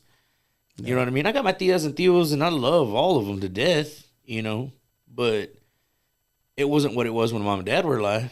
Oh, no, definitely. You know what I mean? Oh, Yeah. There's certain ones now. No, don't get me wrong. There's certain ones that I still check up on, and they check up on me. Yeah. You know what I mean? But for the most part, they don't. The other ones don't. You know what I'm saying? I know the feeling, man. I just got my mom. Yeah. You know, and I got my mom and 4 other brothers, and it ain't the same. Yeah. It's just like we don't hang out like we used to. We don't do anything like we used to. Family. Yeah. My uncle's trying to revive. It's not the same it's anymore, not. huh? They want to try to bring like a family. I think I told you for Mother's Day out in Mexico, they want to do a little family reunion. Yeah. Immediate family only, Sure. you know? And it's like, shit, dude, it's been fucking years since we've done anything. Yeah. You know, and I'm like, yeah, maybe it's time to fucking Yeah. at least Reconnect. yeah. Yeah. Because he's like, well, his thing is like, you know, everyone's getting older. You know, Yeah. a lot of my older uncles can't move. That's like the they used thing to. too, man. The next time everybody sees each other is gonna be at a funeral. Yep. And I feel like that's what's happening now with me and my side. So my twins are like, now that they moved down here, they want to know everybody. Yeah. So I've been going out of my way, like, hey, let's go have lunch, let's go have dinner. The twins, you know what I mean? That they got to see them before they pass. I want them to have the experiences that I had with them. You know what I mean? Yeah. And I don't know about you. It's kind of a touchy subject for some people, but like, when my mom passed, bro, it took me, she passed in 2012. I didn't go see her. I didn't go see her gravesite until 2018 or 2019. I've been to my father's once. Okay, so we're in the same boat, brother. Yep. Yeah, that's how I feel. Like, and I just recently took the kids last year to see my mom. My dad, we had cremated. You know, that was a different story. It was, we didn't know there was no room next to my mom. And Mexicano, sometimes, unfortunately, we don't plan things out because we don't like to think about death. Yeah. You know what I mean? Yeah. Well, It's a sad thing. Yeah. I thought about it with my dad because I'm like, Yeah. if the fucking zombie apocalypse ever comes, I want. Yeah. Oh, that's the Oh, word. yeah. Yeah. I'll go pick him up and bring him home. Yeah, yeah. So what we've done is we had Pops, like, because I had him cremated or whatever. So I just what I went and did. I can't even say allegedly because I did it. But Yeah. I went and I broke it and I buried him like next to her. You know what I'm saying? Yeah. But because that would have cost me a fortune, I bet, for them to do it. Yeah. But yeah, we just took the kids probably about a year ago. All of us went, bro. Yeah. And I hadn't been to see her since 2019 or whatever. So, Okay. It's tough, man. Like, I don't, to me, I know what our relationship was. I know what we had. I don't have to go see a headstone. You know what I mean? I mean, I think it's nice to go. You don't want that reminder, and you Yeah. don't want it to take away from any memories that you currently Absolutely. how you remember her. Like, I know what we had, and I know I don't have to go see a headstone and talk to a headstone to know that she's with you. Yeah, like I already know she's with me. I can talk to her when I'm at the crib or whatever. If I want to cry or whatever, like, you know what I'm saying? Like, and people always go, you know what? Gets easier with time. No, it don't. Yeah. You learn to live with it. I don't know why I don't go. You know, it was different for me because I was in the room when my dad passed. Yeah. You know, I was like, I'm not leaving. Yeah. Me, my brothers, my mom were there, you know, and it was kind of I mean, it sucked, obviously. Sure. I cried, you know, who can get through that without having some emotion. But it was different. To me, it was like, Closure? Not closure. Kind of like where it's like, oh, that's not my dad no more. Where it's like, yeah. I mean, literally from the time that, and we're talking about fucking real close. It was like when he was alive and when he's not alive. And I'm like, damn, it's something. And he went something downhill that fast? Yeah, pretty much. Because the pretty doctors were like, look, he's not getting any better. What we can do is give him some morphine. So he's about to ease his pain. Yeah, to ease his pain. Yeah. He's like, we're gonna take the ventilator off. Yeah. You know, but he's not gonna breathe. He's not breathing on his own. Yeah. So he said we can make it easier and shit like that, right? But it was crazy is because like I saw like I want what do I call it, like a dimming or something, where it's just like, oh, whatever was my dad, you know, it's gone. He like it was like like It's like the vessel's now empty. Yes, Yeah. like all right, whatever was in there is gone, and I'm like, oh, it's just a body. Yeah. You know, it looks like my dad, you know, but I'm like, whatever that was. Doesn't have the. Yeah, it was crazy though. And when you sit there and I saw him. I mean, it's crazy because I don't know how to explain this without kind of just over exaggerating the explanation. Like the light is. Yeah, like you saw him and he was full. Yeah. Right. And like nothing changed. Just like a minute later, and I'm like, oh, he looks empty. Yeah. You know, whatever it was, he's gone. Yeah. So I always wondered, you know, because you've ever heard that shit. And I don't know, I'll probably butcher this, right? But somebody wanted to weigh a dead body. Oh, wow. Weigh a body when it died, right? Yeah. And of course, it's been debunked, but there's a lot of shit that happened. It's like, well, this happened. Calculations were off because whatever, you know, whatever the fuck. People try to replicate this and stuff like that. Yeah. But 28 grams. Really? Well, the body lost 28 grams. Yeah. Or So they're trying to say like that's the soul. The soul. Like the body got lighter. It's your spirit that gets lifted up. to Yeah, heaven. man. But when you see this, you're like, we ever seen somebody die? Yeah. You know, it's like, oh, no, I get it.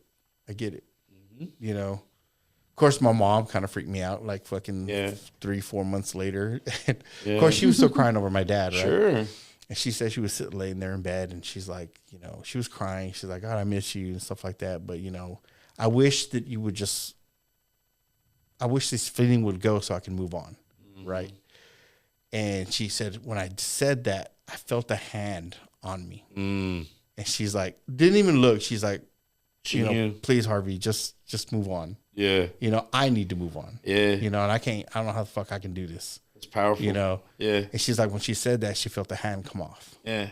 And like this fucking pressure just came off of her. Wait. I know what you're saying, bro, You know? because my pops told me that, of course, we go our own ways, and after she passes, I'm trying to deal with it. So what do? You know?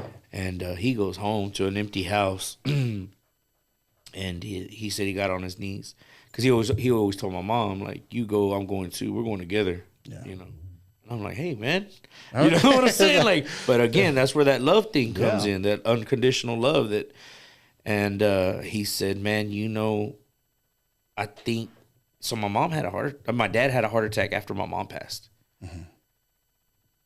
You know, you can have a heart attack and not know it and then have another one later. Like, yes. You know what I'm saying? Like, Mm-hmm. So he said that night, I think is when I had my first one, when I went home and I got on my knees and I was crying to God and because my heart hurt so bad. He was like, I was just thinking, my heart hurts because I just lost your mom. And he goes, I think I was having a heart attack because of, you know, losing your mom. Yeah.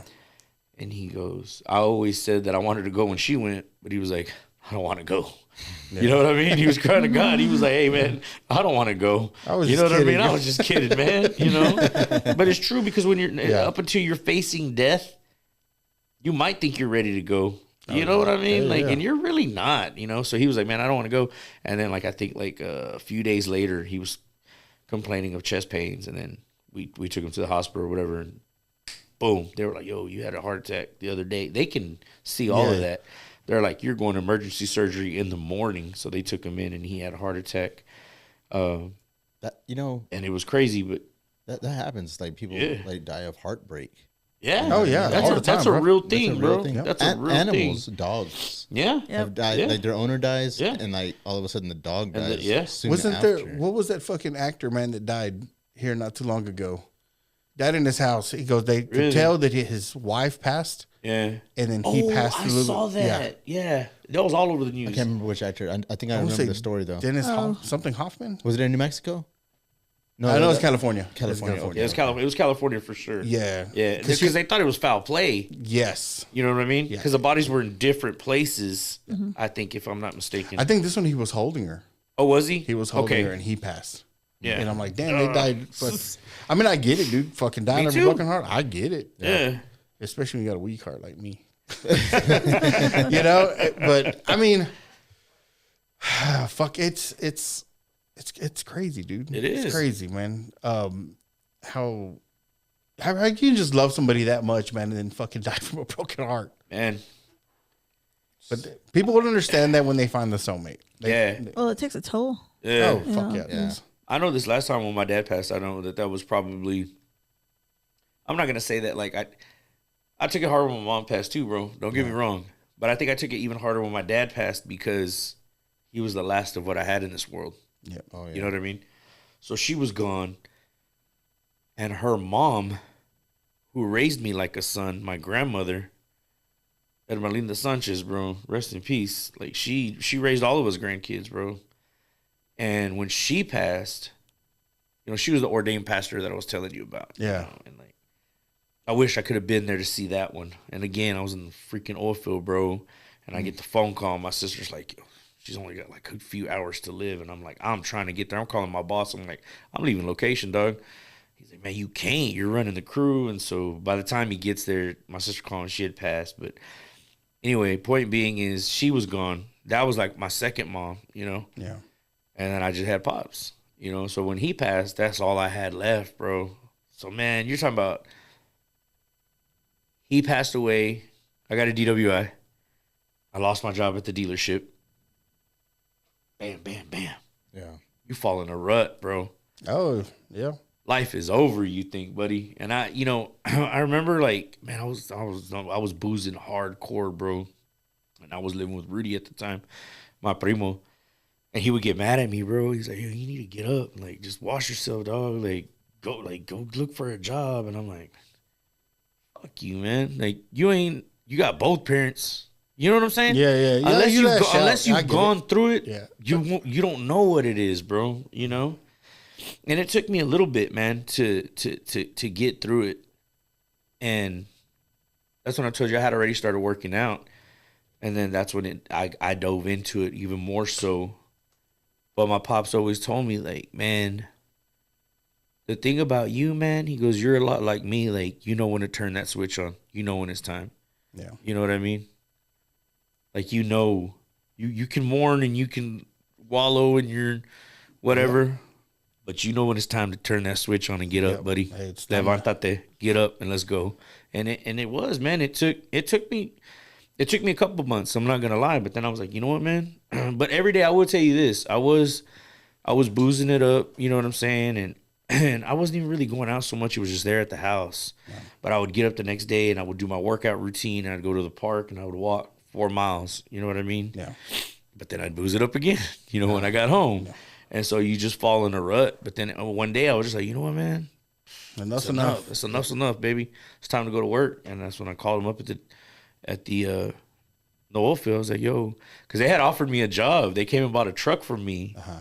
They were like, yo, I think you they called me and they're like, yo, TJ, I think you found his niche. This dude's phenomenal. Man, Man, if you bought a car for me, you fell in love with me. My boy Austin Leva, like, he used to tell me, bro, like, I don't even have to go down and like talk to your customers. Like, when it's a done deal, like I just come down there to shake their hands, and they're offering to marry off their daughter to you. You know what I'm saying? But I make people feel at home. You know what I mean? That's the biggest thing.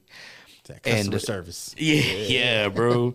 And so one of my bosses was like, and Oscar, I had been waiting for that phone call to go back to the oil field for a while, bro.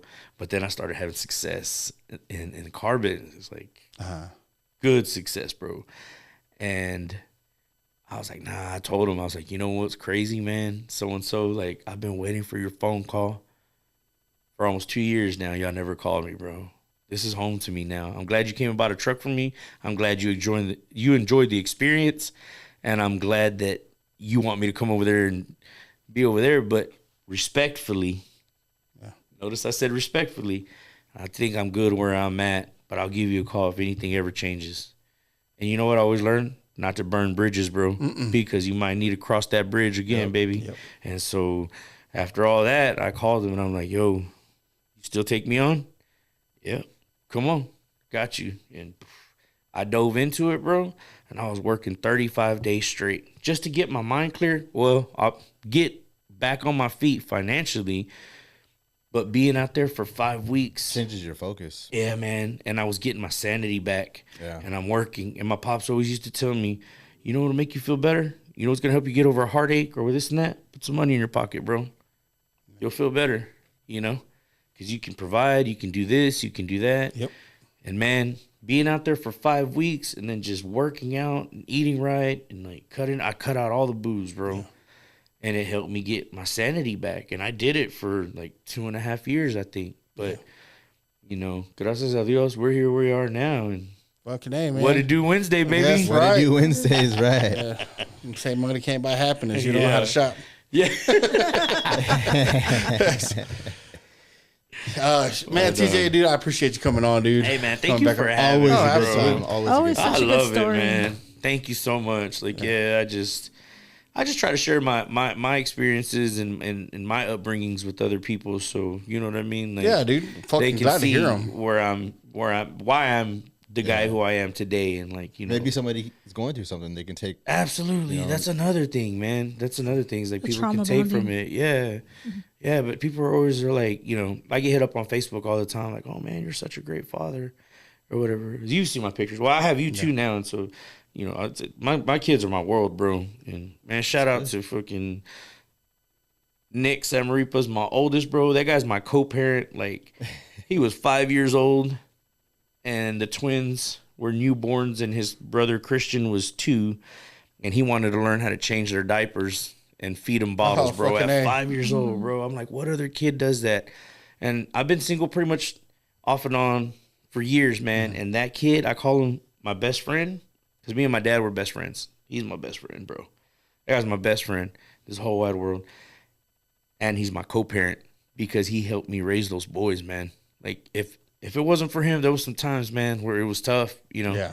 And then with twin boys, you know what I'm saying? I couldn't imagine. Oh, bro. Fuck, I couldn't imagine. He helped me raise those kids, man. So shout out to Nick, baby. I love you. And Christian SAMARIPA, my soccer star, he just signed a deal with Gardner Webb out of North Carolina, powerhouse school, soccer. Fucking A, I saw the post. Yeah, bro. So shout out to him. And then my twins, Caleb and Caden, man. SAMARIPA, man, I love them too, bro. I love you guys. They live with me, bro. They work 3 jobs. One of them works 3, the other one works 2. So they work at Bahama Bucks. If y'all ever want to go see them. And then they both work at Fuentes downtown. And then the other one works at Western Sky as well. Ah, damn, so, where'd you find the time? That's what I'm saying, bro. I'm like, bro, they're working more than me right now. Like, dang, baby. Dad feels bad, bro. Hey. I feel like I'm raising some Haitians over here, bro. What's going on? That's hilarious. They've got good work ethic. Man. Yeah. But where I was going with that, I'm so sorry. Like, is that every time everybody goes, yo, and I'm getting to the end. You're such a great dad. You're such a great father. You're such a great whatever. And thank you. I appreciate that. But you know what? I had a great example of a man to teach me how to be a great father, how to love my kids, how to nourish. You know what I'm saying? Like, Yeah. I had a great example. Not everybody can say that. Yeah. You know what I'm saying? So true. I had somebody, man. So shout out to Tommy Samaripa, man, and Rose Samaripa. Rest in peace. I love you guys forever, man. And Man, that's great. the What It Do family, baby. I love you guys. We too. tried. I want to Appreciate be it, back big dog. soon. I want to be back soon. Absolutely. Yeah, man. man. Absolutely. We'll talk a little bit afterwards. Maybe to we'll see get if we Little can Dog up figure here. out some- Yeah, I would definitely make that happen. Yeah. Well, cool, man. Hey, guys, thank you for listening. And shit, man, we'll catch you on next week. What it do, man? What it do?